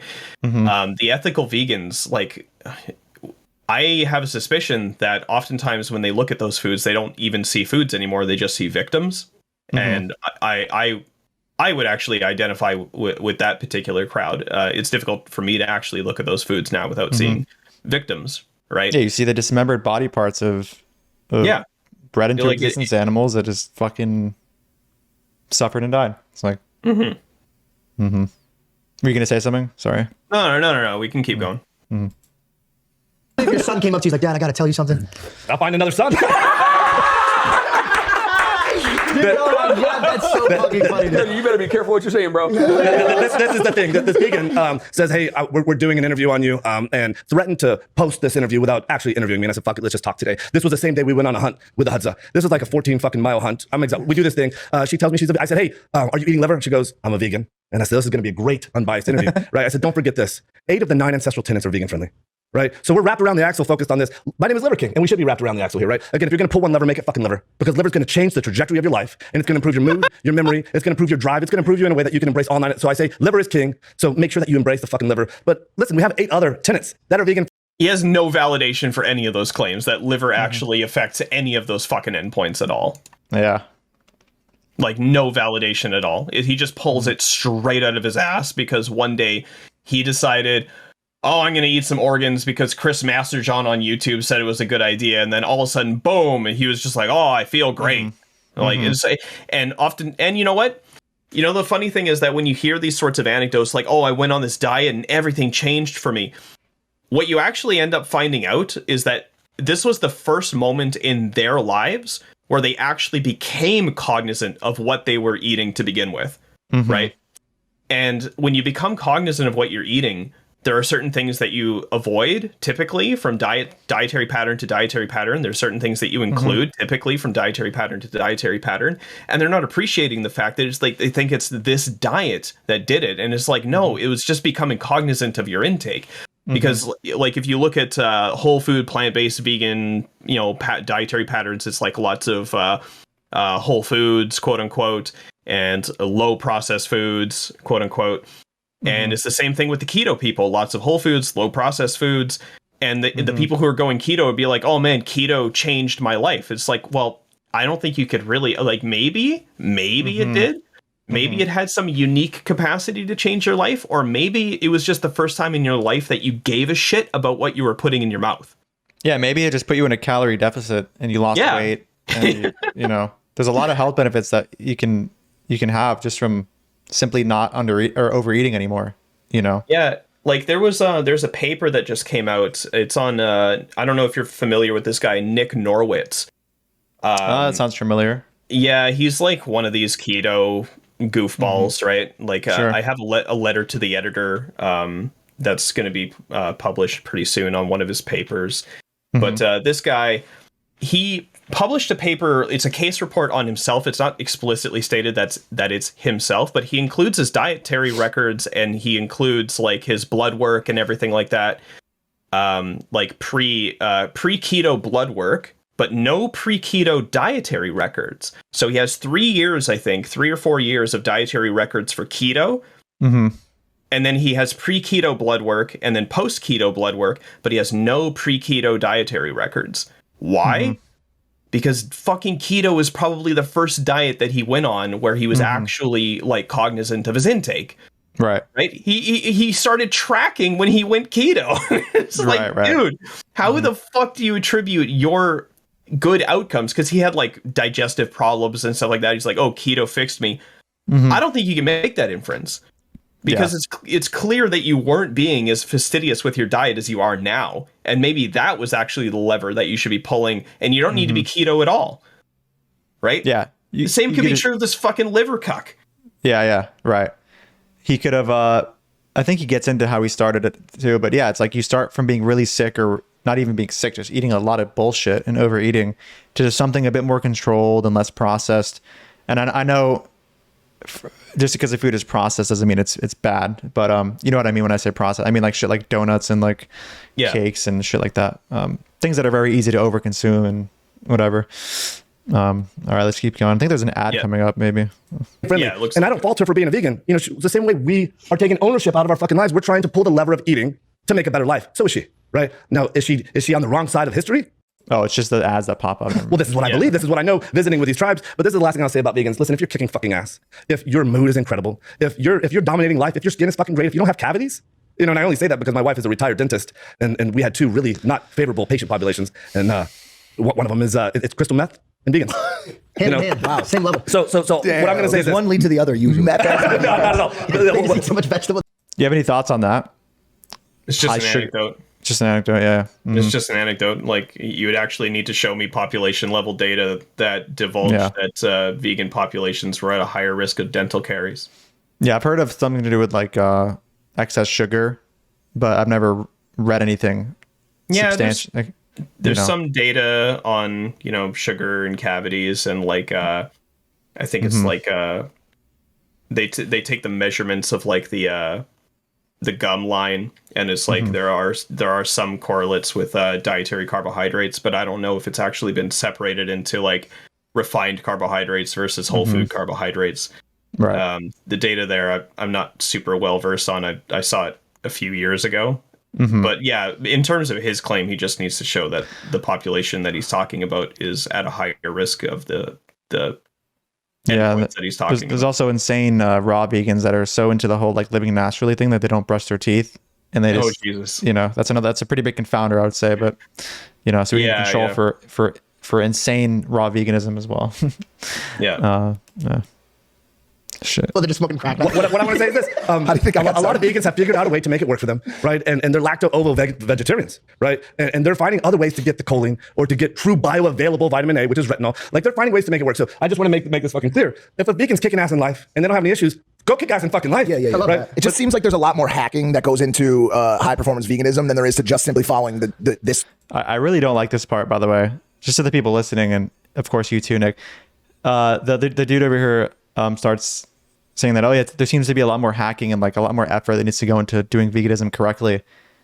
And for me, it's, at least in my experience and other vegans I've talked to, it's like once you just get like the basics down of like getting enough calories in, eating a decently varied diet, and supplementing properly, which by the way, there's fucking multivitamins now that just have like iodine, B12, vitamin D3, like it's really not a lot of effort. Like I barely even think about it. To be honest, I'm more concerned with my macros and calories because I'm eating from like a lifting perspective. But as a regular person, there's nothing about being vegan that makes me do those things, because I would do those macro counting and calorie counting if I was a omnivore as well. It's just maybe the first couple of weeks you got to figure some shit out. But for me, it's the fucking easiest thing ever. I don't think about it. And I just hate that they're in front of all these people making the vegan thing seem like it's such a hard thing to do in a way that's nutritionally adequate when it really is not. Like, and there's also something else. Like, show me that this way of eating doesn't also produce limitations that make it necessary to plan wisely, right? Mm-hmm. Like this one guy with his one anecdote, look at all these organs that I eat. Like, okay, that tells me nothing about whether or not, if an average person went on this diet, like whether or not they would actually have to, like, whether or not they would actually encounter some roadblock that made it necessary for them to supplement, made it necessary for them to do a dietary adjustment in one way or the other. So I'm not even granting that this is easier. I have no idea if this is easier. Right. Yeah, same. It seems kind of hard, to be honest. I don't know where to get testicles from, and I have no idea where the fuck to even procure testicles. Like I have no idea. Right. And I don't know where the whole population could procure a regular supply of testicles either. Right. So like if he wants this to have reach, like he has to get over that hurdle as well. It's like the economic barrier is pretty substantial, even if what he's saying made sense, which it doesn't. Right. Platform. You know what I'm saying? Like you can't just simply be a vegan and win. You need to be a very strict vegan and win, it seems like, yeah. Well, I would say a very strict vegan that knows where your nutrient deficiencies are. Got it. And you figured out how to overcome that, because I mean you're not getting heme iron, you're not getting vitamin A, you're not getting choline, you're not getting real bioavailable B12. You know, what the hell is real bioavailable B12? Like, just for starters. There's also pretty good reasons to suspect that a vegan diet, especially a lower fat vegan diet, could actually lower the choline requirement. Like choline doesn't have an RDA, it has an AI, right? So we actually don't know what amount of choline people typically need in a day. Like we have a very rough estimation of how much choline people need in a day. For AI, what does that stand for the people listening? Like adequate intake. So we have the RDA, which is the recommended dietary allowance, and then we have the AI, which is like the adequate intake, and the adequate intake is what we use in place of an RDA when evidence is kind of like really shit. So we don't really have super good evidence that we need the amount of choline that even the AI is prescribing, right? Like we don't have super good data on this, and choline, based on how one carbon metabolism works, is a moving target, which is probably why it's so difficult to pin down. How much folate you're getting matters, how much B6 you're getting matters, how much fat you're consuming matters. Like all of those things matter, and how much creatine you're consuming matters in adjusting how much choline you're going to need to take in. Your betaine consumption matters. So like how many fruits and vegetables that you consume will also adjust the amount of choline that you need in a day. So like there's just so many moving parts. It's like and he's implying that you can't get choline on like a vegan diet, which is flat out false. And then there are good reasons to believe that a vegan diet could lower the choline requirement. I won't go into all of them here. If people want to know, they can ping me in the comments or whatever. And then he said like bioavailable vitamin A. The last time I checked, beta carotene was bioavailable, like with or without dietary fat. Definitely more bioavailable with dietary fat because it's a fat soluble vitamin. But like, it's not. He means retinol. He's like, he means retinol. But like, dude, there's like literally no persuasive evidence that people need to consume preformed retinol in order to meet sufficiency for vitamin A. It's just a complete meme. It doesn't make any sense. I can't remember who even popularized this idea. I think it was like Chris Masterjohn didn't come up with it, but I'm pretty sure that he's the one who popularized the idea within the like paleo ancestral diet world. And it's just based on bullshit data that he misinterpreted. Right.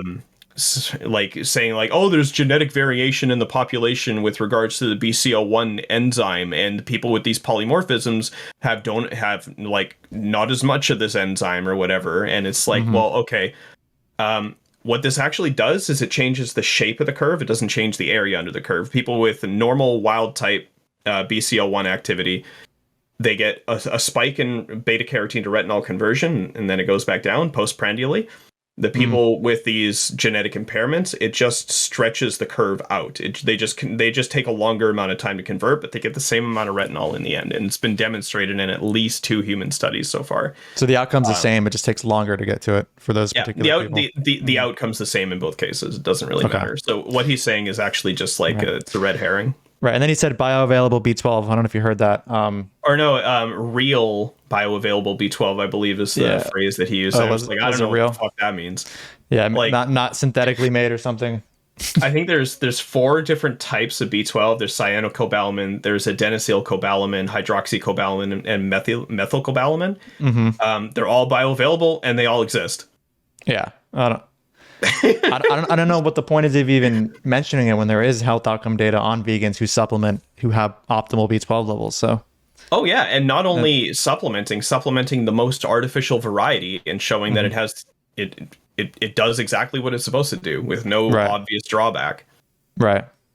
There's a whole lot that you're going to be missing. But again, if you figure out a way to supplement with that and you're kicking ass in life, go fucking kick ass in life. And how much you want to bet these other 8 ancestral tenants, they're leaning into that shit. Have you always been like this? How's this? Just like dominating, killing vegan sons. Yeah, I don't know, just on this meat craze, primal tenets. That's a great fucking question. Here's the thing: my kids were really fucking sick.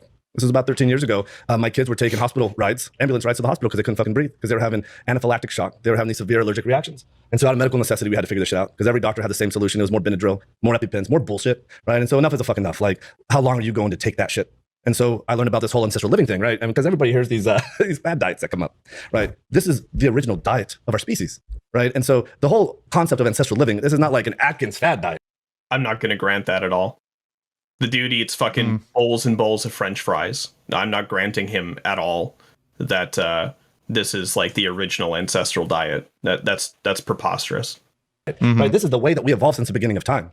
And so I said, let's try this. And within a couple of days, they made 180. And I said, oh my God, if that kids, I would say about five to 7 days, a 180. And now we don't have to worry about EpiPens. We don't have to worry about Benadryl. Your kids are pretty young though, right? So they had to have been like 1, 2, 3. Yep. At the time.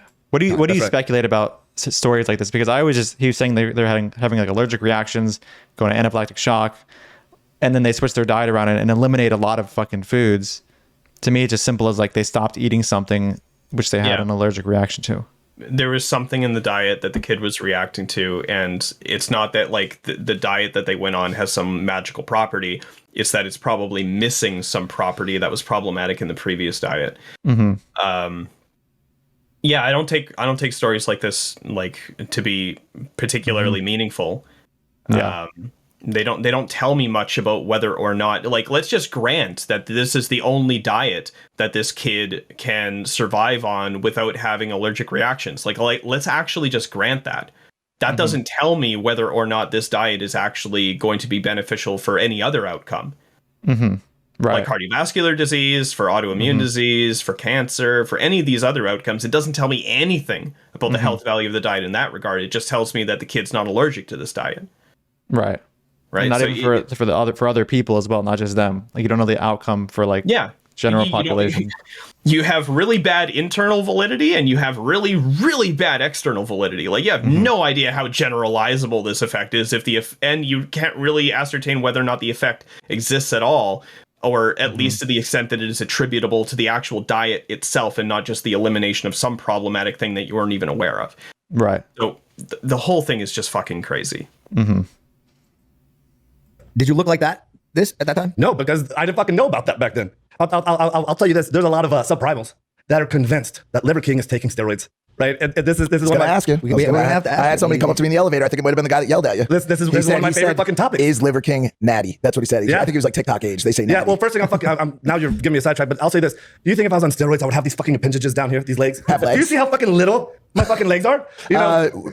They're Pretty big? Okay, well, let me fucking go on here. Here's the thing. When I was in college, I weighed 175 pounds and I was single-digit body fat. I started working out about buddy. Like, your legs aren't just going to get huge by being on gear. Like, I don't know. Like, if you're on gear and you're focusing all of your exercises onto your upper body is going to be huge and your lower body is going to be not so huge. Like, it's very easy to understand. Like, you actually do need to exercise the muscles that you want to get big, even if you're on gear. You don't just suddenly get big. And you could exercise them, but you could just, even if you're on roids, you could have shit genetics. Like, you know, there's still a genetic factor. And like, there's people that take roids that are smaller than me, and I'm like natural. You know, it's not always the case that like just because you're on roids, you're gonna have a set of muscles. Even if you work out all the time. So, it's a weird thing to say. A lot of people look at his gut as strong evidence that he might be on some stuff because it's like protruding outward, and the HGH gut. Right. So. 8 or 9 years old. I'd already been working out for, I don't know, 10 or 12 years. So now I'm 45 and I've gained less than 1 pound a year over 25 years. Less than 1 pound a year. So this is what I say to people that make this accusation. If you don't believe this is possible, then I suggest that you take that self-limiting belief, you put that shit in a fucking box and you bury that next to all your embarrassing shit and don't open your fucking mouth about it. Let that live with you. Don't let that live with somebody else, because the highest and most dominant form that we have to express is in front of us, right? You hear people talk about peaking in the early 20s. I'm 45. If you look at I don't know what, like, again, he's using a bunch of terms that I don't understand. Our highest and most dominant form. I don't know what that means. Yeah. I have no idea what that means. And I honestly don't think he knows what that means either. I think he's just using jargon. Yeah. This appeals to the bros a lot. Yeah. Highest form. Brian, this is Liver King at 45. You look at Brian Johnson at 20. Liver King's gonna fucking murder that guy. I believe that. He'd probably eat his testicles. Yeah. Too. So this whole thing started out of medical necessity with my boys, right? And then it evolved to first principle thinking, and then it evolved to, oh my God, if my fucking kids were this sick, imagine how many kids could be saved if we can get this message out. And so we expanded upon the message. This is another move that quacks make, is appealing to first principles without actually unpacking what the fuck first principles actually means. Like in this context, I'm assuming first principles. I don't want to straw man him. It's another term that he's not defining properly, but like I'm assuming that first principles means like we should assume that what we were eating throughout our evolution is actually some approximation of what we're supposed to be eating, what's maximally good for us. For example. And it's like, I don't have to grant that that's first principles at all. Like, my first principles for me is like, in that regard, would be like agnosticism toward these things, unless there is actual evidence to believe them, right? And in this case, the evidence to believe what he's saying is like fucking embarrassingly bad. And we have better evidence to believe like things that are almost the complete opposite of what he's saying. Right. So for me, first principles leads to a completely different conclusion. He's like saying first principles like it's like some universally quantified thing. It's like it's not. He needs to unpack what the fuck he means. And then he actually needs to show that is the case. Right. Yeah. It's a very ambiguous term. Yeah, he's just throwing words out, like, and they don't have any meaning for me. Yeah, because he's not defining them. wasn't just ancestral eating, it's ancestral living. So then it really became a responsibility and an obligation. Like, this is what we do now. This is my sole fucking job, right? And so when I got the opportunity to come on here, I told my wife, I mean, everybody knew like Liver King was never going to go on a podcast. I was never going to do this fucking, I was never going to do social media, never do a podcast. And now I have the opportunity to tell millions of people how they can optimize their own life. So you asked me if I've always been like this guy. Number one, no. Number two, it happened out of medical necessity. Number three, when you figure out that you can live this way and you're geometrically happier, and then you see it touch other people's lives, and you see that kid Saul who ran across the Brooklyn Bridge, and you hear 15-year-olds on Instagram telling you that they wish you were their dad. I mean, this like changes the whole fucking game. I wish you were my dad. Sorry, Dad. I wish you were too. You don't. I'll tell you right now, my kids don't wish this. Right, my kids What a fucking roast. appreciate me. My kids adore me, right? But like, my kids know hard fucking work, right? This is another thing I talk about is why are men such fucking pussies today, right? And men Their are. parents are fucking pussies. Here we go. Yeah, they're all Greg. a bunch of fucking spineless little bitches. This is another thing that fucking quacks like to do in like the fitness community is like they like to appeal to your insecurities. They like to just really, really poke a stick at your insecurities, make you feel like you're less than you are. In order to sell their bullshit to you. Just like, oh man, look at how weak you are. If only you did what I was doing, you wouldn't be this weak. And it's like, fuck you. Right. It's a very strong claim to make. Yeah, it is. And it's despicable actually. It's literally like fucking unethical for this shit. Like harping on people's insecurities to get them to buy into your bullshit.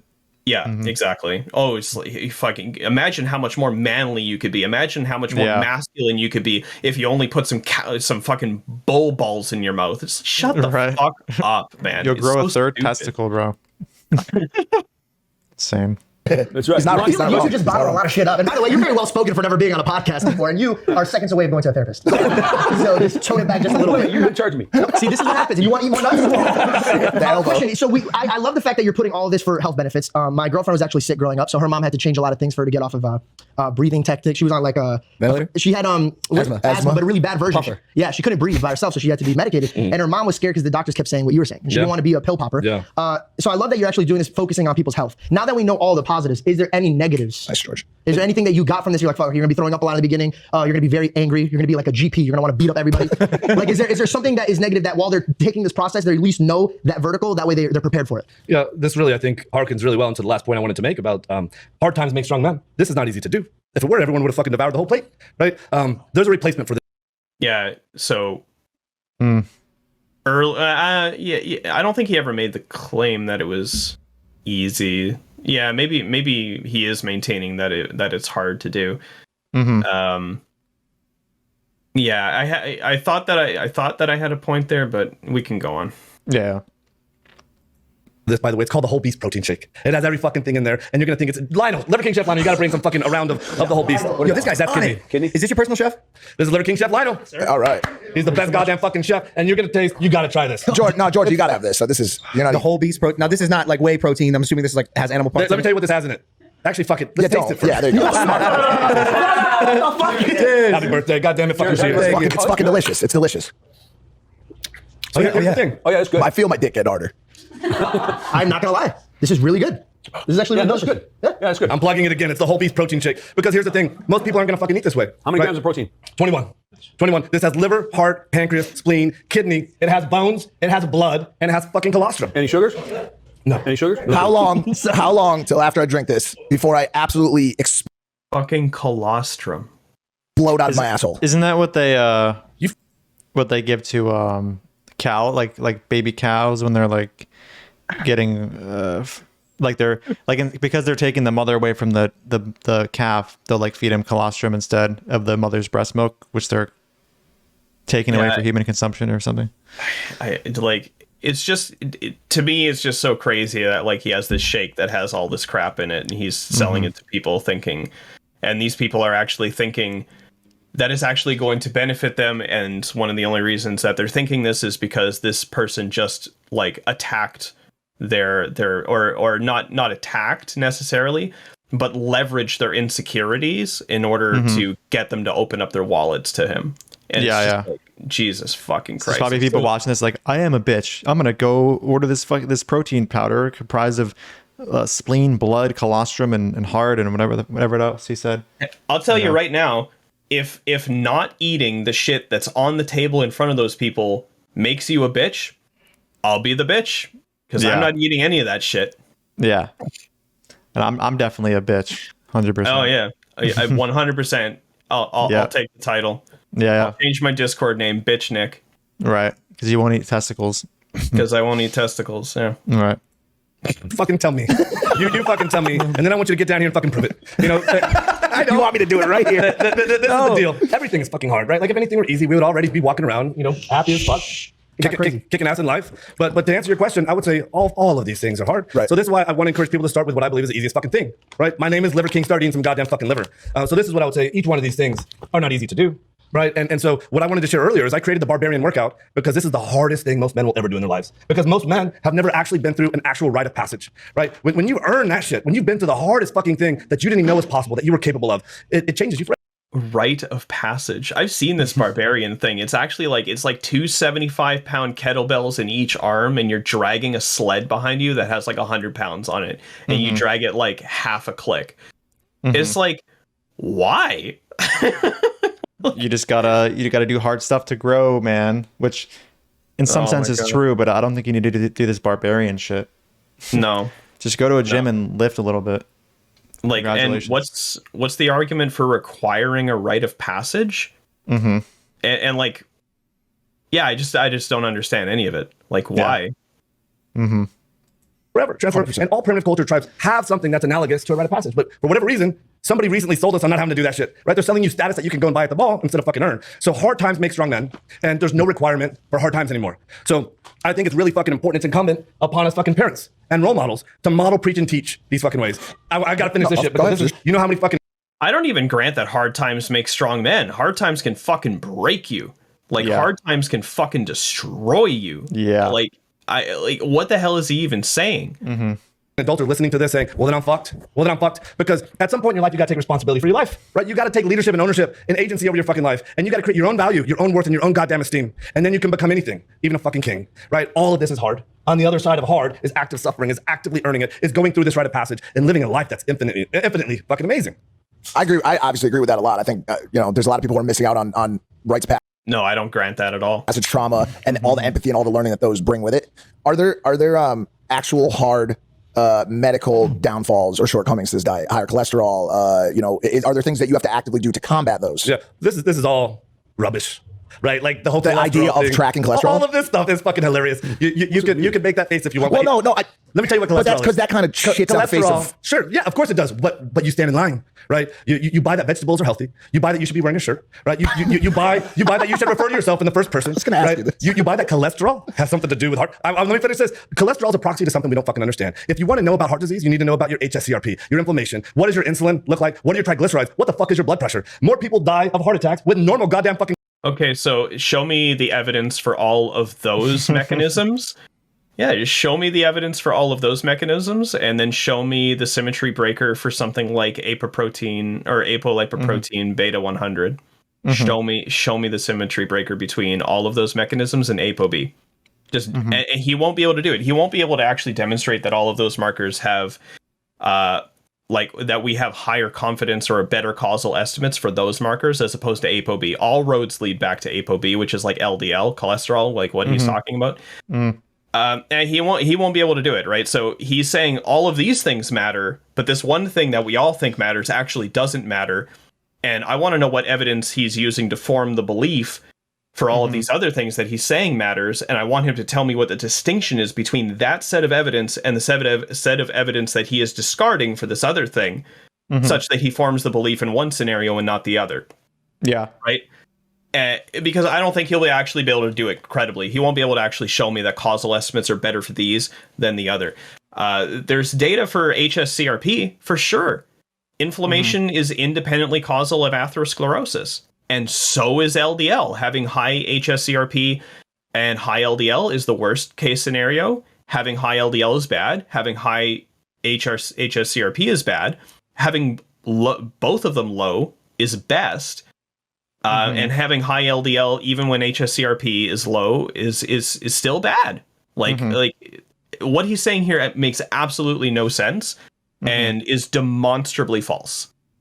Yeah, according to like the strongest evidence we have. Yeah. cholesterol, right? So this cracks me up when people are like, let me look at your cholesterol, right? It's how the fuck do you feel, right? If you got a fucking kicking ass libido and you're How do you feel, bro? How do you feel? It's like, my God. I'll do a bunch This of is- cocaine and meth and feel amazing. I guess I'm healthy now. This is one of the most dangerous things that he could actually be promulgating here for personal health, like setting aside all of the animal ethics involved with his diet, right? Like if you're just talking about personal health, this is one of the most dangerous fucking things that he has said thus far. Is like just pay attention to how you feel. Well, okay, how do you also do that while accounting for placebo effect and nocebo effect? Right, you can go on any diet and feel amazing. That doesn't necessarily mean that the diet actually caused it.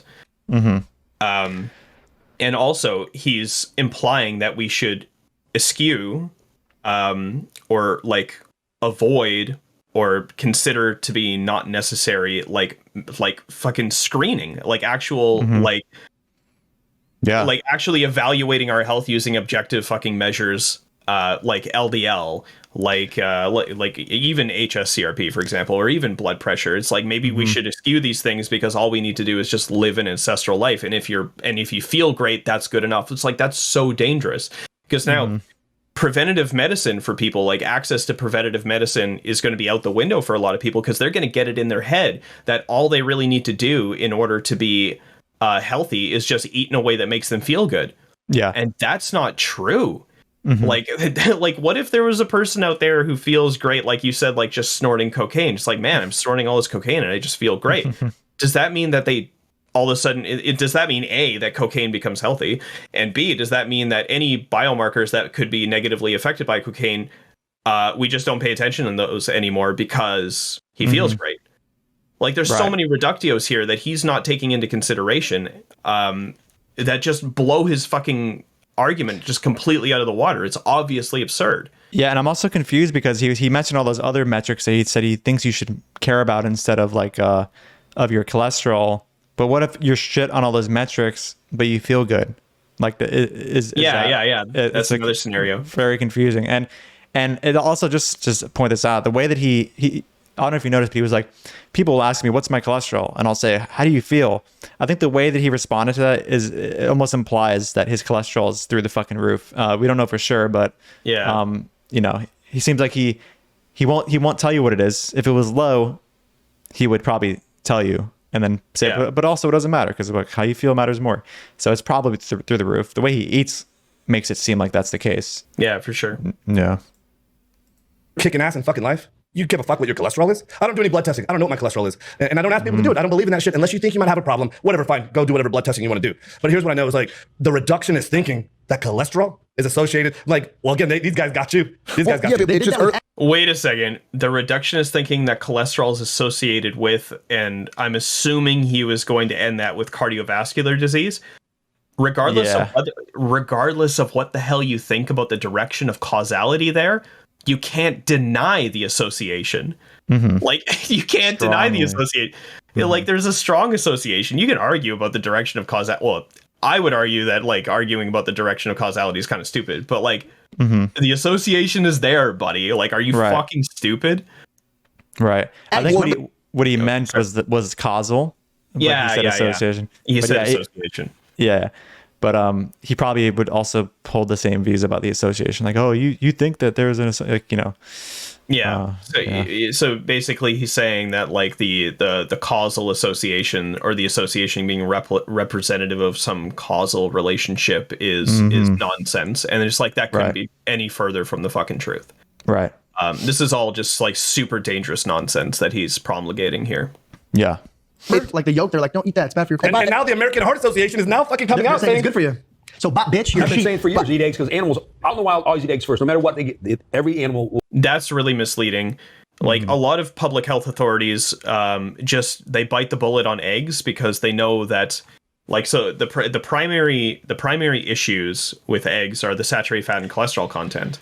And maybe to a lesser extent the choline content, but there's not a lot of certainty there. But, like, dietary cholesterol and saturated fat, right?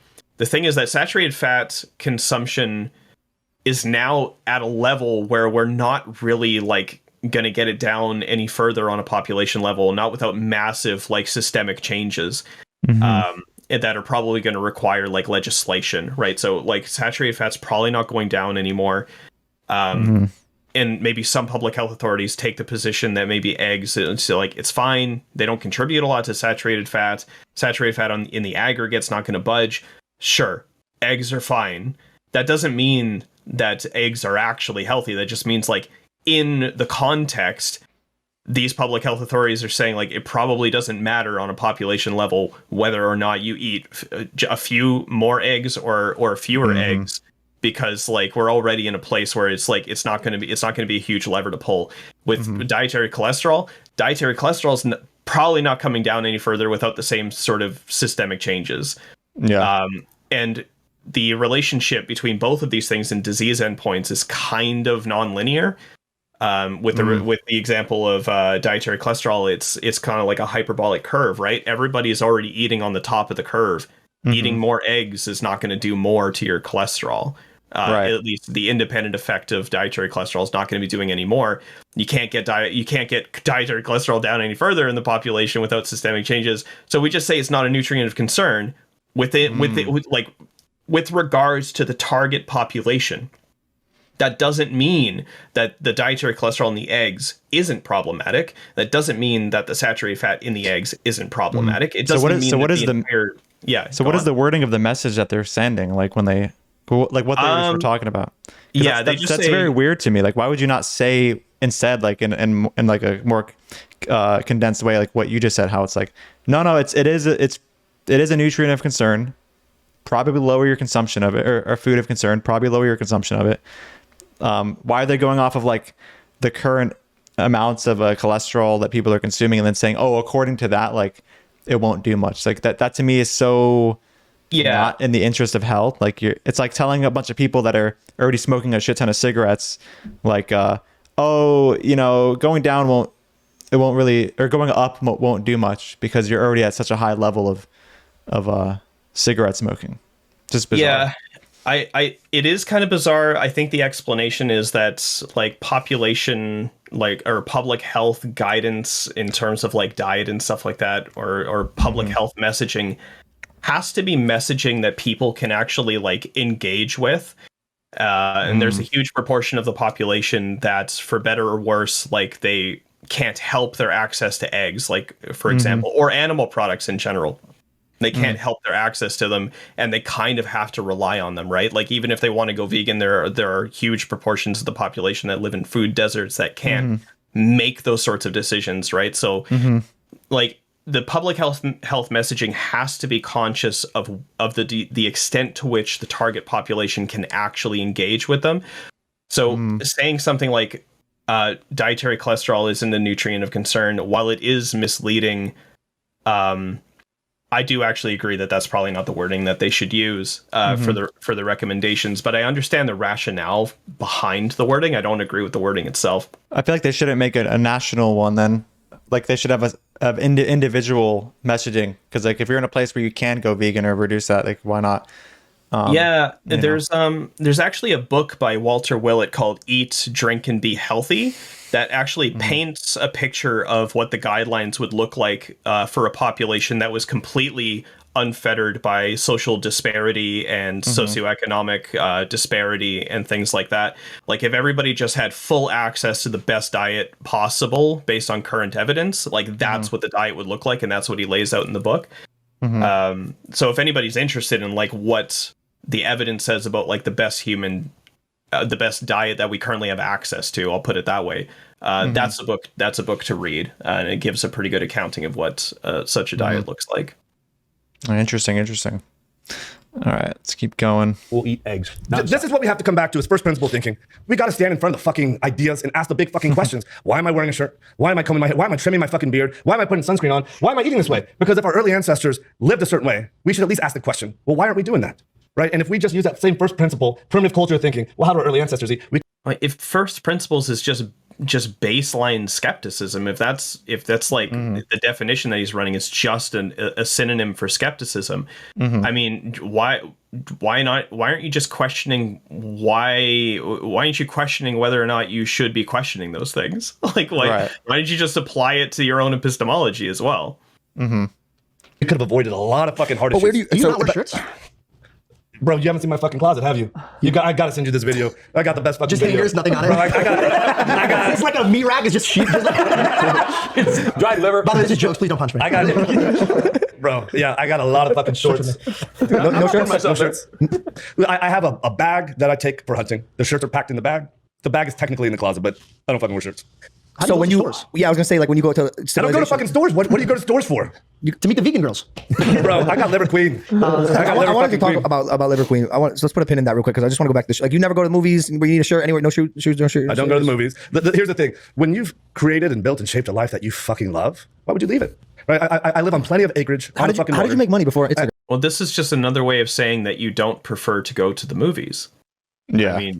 I mean, that seems inconsequential. It seems oddly inert. Like it's like, Yeah. okay, yeah, just like I don't like going to the movies. Like, okay, It doesn't. It doesn't need to be this like dramatic. Like, look at me, bro. Like, not going to the movies comes with this amazing life I've built and feeling you'll get when you start doing what I do. It's like, Yeah. bro, the movies is kind of dope. For a lot of people. Like what if somebody gets a lot of personal value and fulfillment out of going to the movies? Like what about that person, right? Like it's just very strange. I guess going to the movies is one of those non-ancestral things that he arbitrarily chooses as is not good to do. Yeah, it's one of those bitch things that that subprimals do. Right, exactly. Subprimals. I noticed that's And the I term have- he and I uses. Yeah. I have a Liver King ranch that's 500 acres with some pasture and some forest, you know, and it's like, why would I ever leave that? I have all the animals, all the food that I need. I got Liver King Chef Lionel, who makes the most incredible. If anyone's seen any of my dinner videos, like you do not get better than the food that I get to eat. So to answer your question, you know, I'm a builder of businesses. I'm an evolutionary hunter. I'm that guy that fucking leaves the comfort of the cave to take real fucking risk.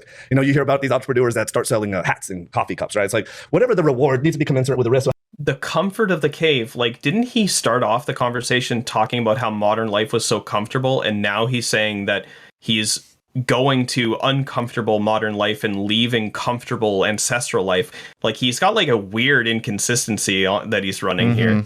So have some fucking balls and take some goddamn fucking risk and fail all you Oh, were you gonna say something? No. I follow what you right? said. The earlier and the faster and the harder you do it, the better you're going to be. And so every business that I have shares the same ancestral message. It's 100% a message to create and shape a better life through ancestral living. So I own companies like Ancestral Supplements, Heart and Soil. There's Medicine Man Plant Company. There's The Fittest that sells the whole beast protein shake. The whole beast protein shake. So this is how I make my money. Is I own the companies that are downstream and upstream from there. And you know what? This is funny because no one has ever asked this before, but I had kind of rehearsed maybe if you were going to ask, and I totally fucked up the whole thing.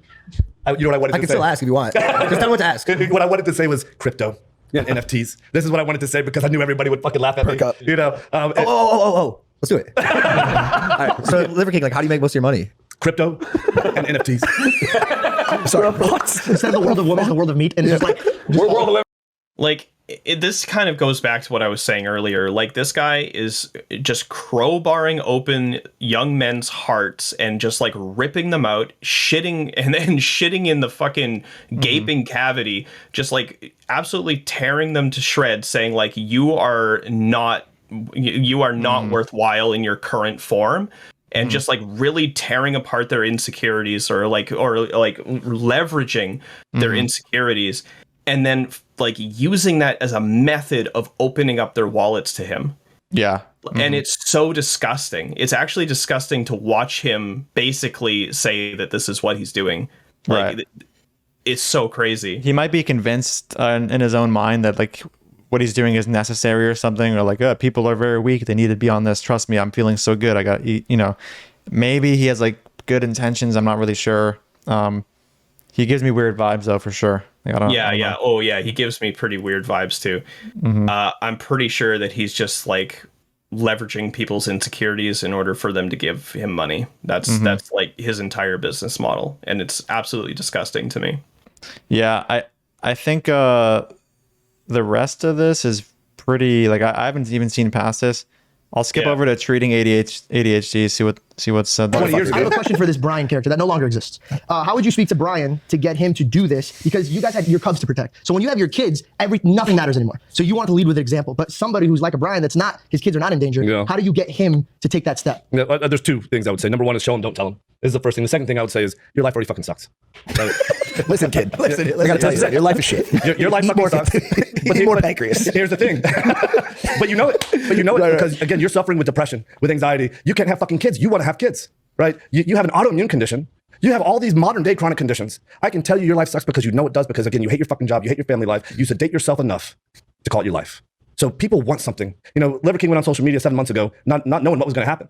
And Jake and I were talking about this, that at the end of the day, people pay for value, right? If you're doing what's valuable, they'll pay for it with money or they'll pay for it by following you. And I think by evidence of the primals that are following this way of living, people need this message. People know that they're hurting. So what would I say is I would say, you know that your life fucking sucks and you know that you want to do something about it, but you're too goddamn fucking. I mean, I think a large proportion of the people following him are watching him because he's a goddamn circus act. Yeah. There's a lot of people that like meme on him. Yeah. Completely, yeah. Mm-hmm. Lazy to do something about it. So I'm gonna make it real easy for you. Start with liver. Just start with liver. And then if you can't eat that liver, go take ancestral supplements liver. Go take Heart and Soil. Go put a pill down your fucking throat. Try this for a couple of weeks. And if you don't feel geometrically better, then go back to fucking suffering. But how much you want to bet this is enough of a lever for somebody to be encouraged? Wait, if you don't feel better, go back to suffering. It's like, what the fuck? It's like if your suffering didn't stop, then go back to suffering. It's like, what? You never went away from suffering because it didn't work. Never left. Yeah. Yeah. So weird. Say, oh my God, there's a better life here? There's a better life here because there's so many issues that we have today that are caused by. That sounds like weirdly like salty with the customer. It's like, my product didn't work for you, so go back to suffering. It's like, yeah. Bro, first of all, there's the error of like, I never stopped suffering. So, but it's like, why would you say go back to suffering? It's like, it's a shitty thing to say. It's like saying like, you're so dumb that you're not taking this seriously or something, when they did take it seriously and it just didn't work for them. So now you're going to say, go back to suffering. It's like, what? You're not going to give any like further advice of like, hey man, like, I'm sorry that my liver pills didn't work for you, but maybe you can do something else. Instead, he's like, go back to suffering if my pills don't work for you. It's just a weird thing to say. Yeah, it is. And nutrient deficiencies. You know how many kids are taking ADHD medications? A ton. That just have nutrient deficiencies. They get on some liver and bone marrow, and the stories that moms write in. Like, this is no way to relegate a fucking life, like, to medication. So this is what I would say to somebody is, you fucking know something's wrong. Deep down inside, whether you want to admit it or not, you do. And if you don't, you know somebody Cool mind reading, bro. who's trying to have kids, and they can't have kids, and they're fucking devastated by it. Like, people are affected in crippling ways. They can't leave their house. They have depression and anxiety that's so severe that they can't get out of bed and they can't fucking leave their house. And so they know that there's something wrong. So this is what I would say to them, is that you deserve a better fucking life, a life that's full of adventure, a life that's goddamn fucking worth living. This is why we're here. Okay, scale that up to like 7 or 9 billion people. How much of this do you eat a day? Like you said, you don't eat 3 times a day. Do you eat 1 time a day and this is just like your meal, or what's the regimen look like? Well, I didn't say I don't eat 3 times a day. I just said people that stand in line. Okay, got you. Because for me, I'll eat once. Sometimes I'll eat once a day. Yeah. Sometimes I'll eat, just intuitively. I eat a pound of liver a day. I'm not suggesting that you go do that, right? This is what I do. I eat a pound of liver a day. I eat bone marrow with breakfast, lunch, and dinner. I have fertilized.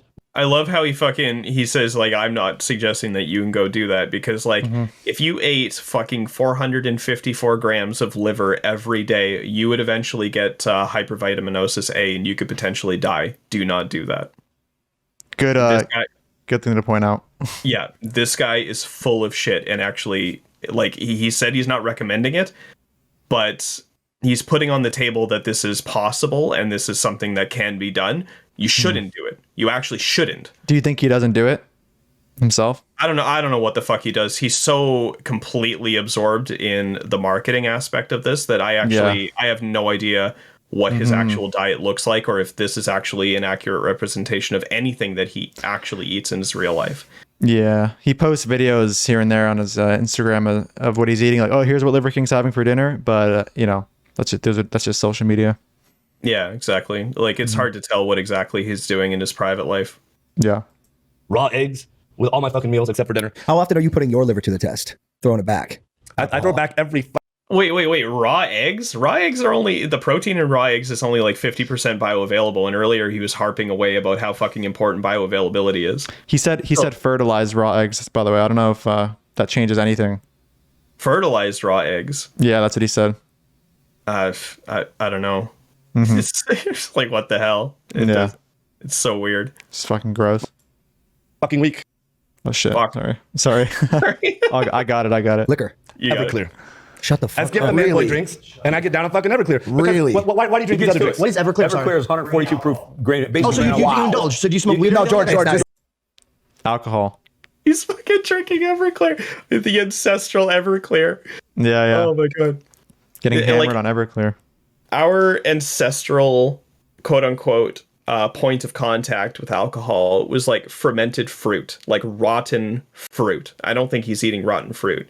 He's fucking his exposure to alcohol, his point of contact with alcohol is fucking Everclear. So this would actually address what you were saying earlier about how you felt that his ancestral bullshit mainly applied to things that we consume. Like you thought that but now we have an example of him consuming something not ancestral. Yeah. Such as I think actually what he might be running in his head doesn't have anything to do with ancestral. It has something to do with some caricature, some avatar in his head that represents masculinity. I think that's the fucking caricature. That's the avatar that he's running in his head. It's not some ancestral avatar, like, because he certainly isn't running a program that makes him behave anything like the Hadza or the Chimane. Like, he's not running those programs. He's running some other programs, and based on how he leverages people's insecurity, I think it's just like a big fucking like his program's just like, it has something to do with masculinity. Like, he thinks that everything that he's doing just makes him macho. right. Yeah, I intuit that that's what's going on inside of his head. Not trying to mind read him, but he gives me strong vibes. Yeah, the alpha male. Yeah, that sounds like what he is really eliciting. Because all the ancestral stuff, there's so many weird inconsistencies and ambiguity. It's hard to like really think that that's exactly where he's coming from. Yeah. All right. I mean, I'm kind of over this at this point. Well, I'll play like another minute or so, and if there's anything that's comment on, sure. But if not, we can end it. Yeah, he's a joke. Like, I think we could just say that full stop. The guy is a fucking walking meme. He's a joke. Yeah. And nobody should listen to a goddamn word that he says about diet and health. Yeah. All right, so we'll give it one more minute. See if anything. For sure. This isn't indulgent. This is like, light on fire. Yeah, this is like the highest level of really like don't know. Well, this jungle is the juice biohacking creation. aspect of it, right? Is like, there's no congeners, there's no additives. It's fucking ethanol. This is why you drink whatever the fuck you're drinking with alcohol. You drink it for the ethanol, right? And then you add whatever you add to it to be a man boy drink, right? And now you're gonna get a fucking headache. You got artificial colors, you got artificial additives. Just fucking take the Everclear. Now listen, I don't drink Everclear straight. What I do is I mix Everclear with some sparkling water, with some fucking pancreatic blood. Mixing it with bone marrow. He's like, all right. But I'll tell you right now, you take a couple shots of Everclear. I bet you anything, you probably can't take more than 4 fucking shots with Everclear. Do you have any of that here? Bro, do people in the audience know like No, that's intense. That's a lot. That's essentially drinking gasoline. But okay, so you're getting fucked up though. It's just a couple shots. You drink and have fun. You want to have some fun with Liver Queen? Yeah, man. So it is indulging. You're having fun with it. You're not doing it for like a health reason. This is not for a health the reason. opposite. So it is But indulgent. no, But but this is ancestral tenant 4, right? Like is shield, right? But if you've built a more biologically robust being, then have some fucking poison, right? This is poison, right? But this is going to deepen our bond, deepen our connection. You know, the kind of stuff that we talk about, the kind of stuff that we do. what do you do when you get all fucked up on grain alcohol? I gotta hear this. Do you go This is another example where he's just using terms that I don't understand and he hasn't unpacked. Yeah. run around naked in the yard and like beat your chest and like have like outdoor sex and shit like that? Like, what does that look like? Yes. Yes. Liver Queen beggar. No, don't say it. You don't answer the question. You're against plants. Are you against marijuana? This is what I know about that is this is not on your side for androgens, right? Like if anything that's related to cannabis, it does not have a favorable effect on your male hormones, right? On testosterone or downstream DHT, it increases your estrogen and it lowers your testosterone. For this reason, I'm out of that. It's like a Shark Tank situation right there. He's like, for this reason, I'm out. I really do think that's the program that he's running. Whatever he thinks is going to get him closer to this masculine Alpha. character. Yeah. Which is a good reason to believe he's also taking testosterone exogenously. Yeah. Or take some kind of juice. Right. Something. Okay. Well, I guess that's all the Liver King I can handle. Yeah, me too. I'm exhausted from this guy's nonsense. Yeah. I'll definitely, I mean, we've been recording for about 2 hours and 10 minutes, so we covered a lot. Yeah. I'll probably cut this down to something that's like an hour 30. I don't know, but there was a lot of good shit that was said by in this review, so it's going to be a tough time to decide what I cut and don't cut, but Sure. Yeah. And I was going to ask if you wanted to go into like your little, what you had on the screen share, or is it not worth it, you think? Nah, it's not necessary at this point. Okay. I think we covered it kind of anyway. Not the what is that shit called that starts with a P? Antagonistic pleiotropy? Yeah.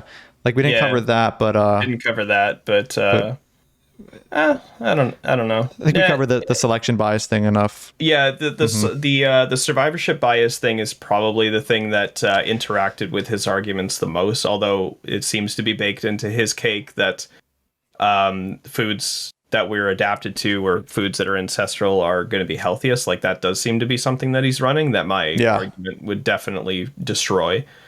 I wonder if Liver King does debates. Probably not.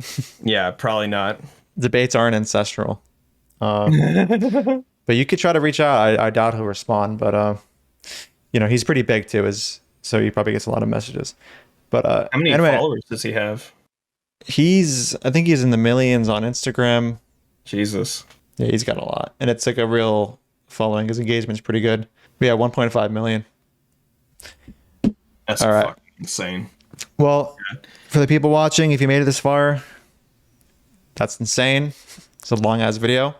But yeah, long story short, Liver King's full of shit. He's broadcasting very unsubstantiated advice to people, and yeah, it's a problem. So spread this around, especially to people you know that worship Liver King. I know I've seen a couple of those online, and yeah, definitely sub to Nick. He's awesome, as you can see, and he takes down the quackery very well. And what I like about him is that he's not, when you compare him to a lot of the other vegan doctors, he's much more objective and isn't going to sit here and just demonize everything about animal products just because they're simply animal products. He goes into the data and he has a nuance, and you know, that's why I respect him, have him on the channel and stuff. So just one bit of clarification, I'm not a doctor, which seemed to be slightly implied there. Oh, sure, yeah, he's not a doctor, but that doesn't, to me, that doesn't matter. If you have an understanding of the literature, then that's all you really need for making claims about the data. But all right, guys, I'll see you in the next video. Dude, fuck off. I don't want anything to do with you. Don't ever speak to me again. You're a fucking piece of shit. even vegans don't get your weird, stupid wannabe sense of irony here. Who is your audience? Nobody gets these dumb jokes. Dude,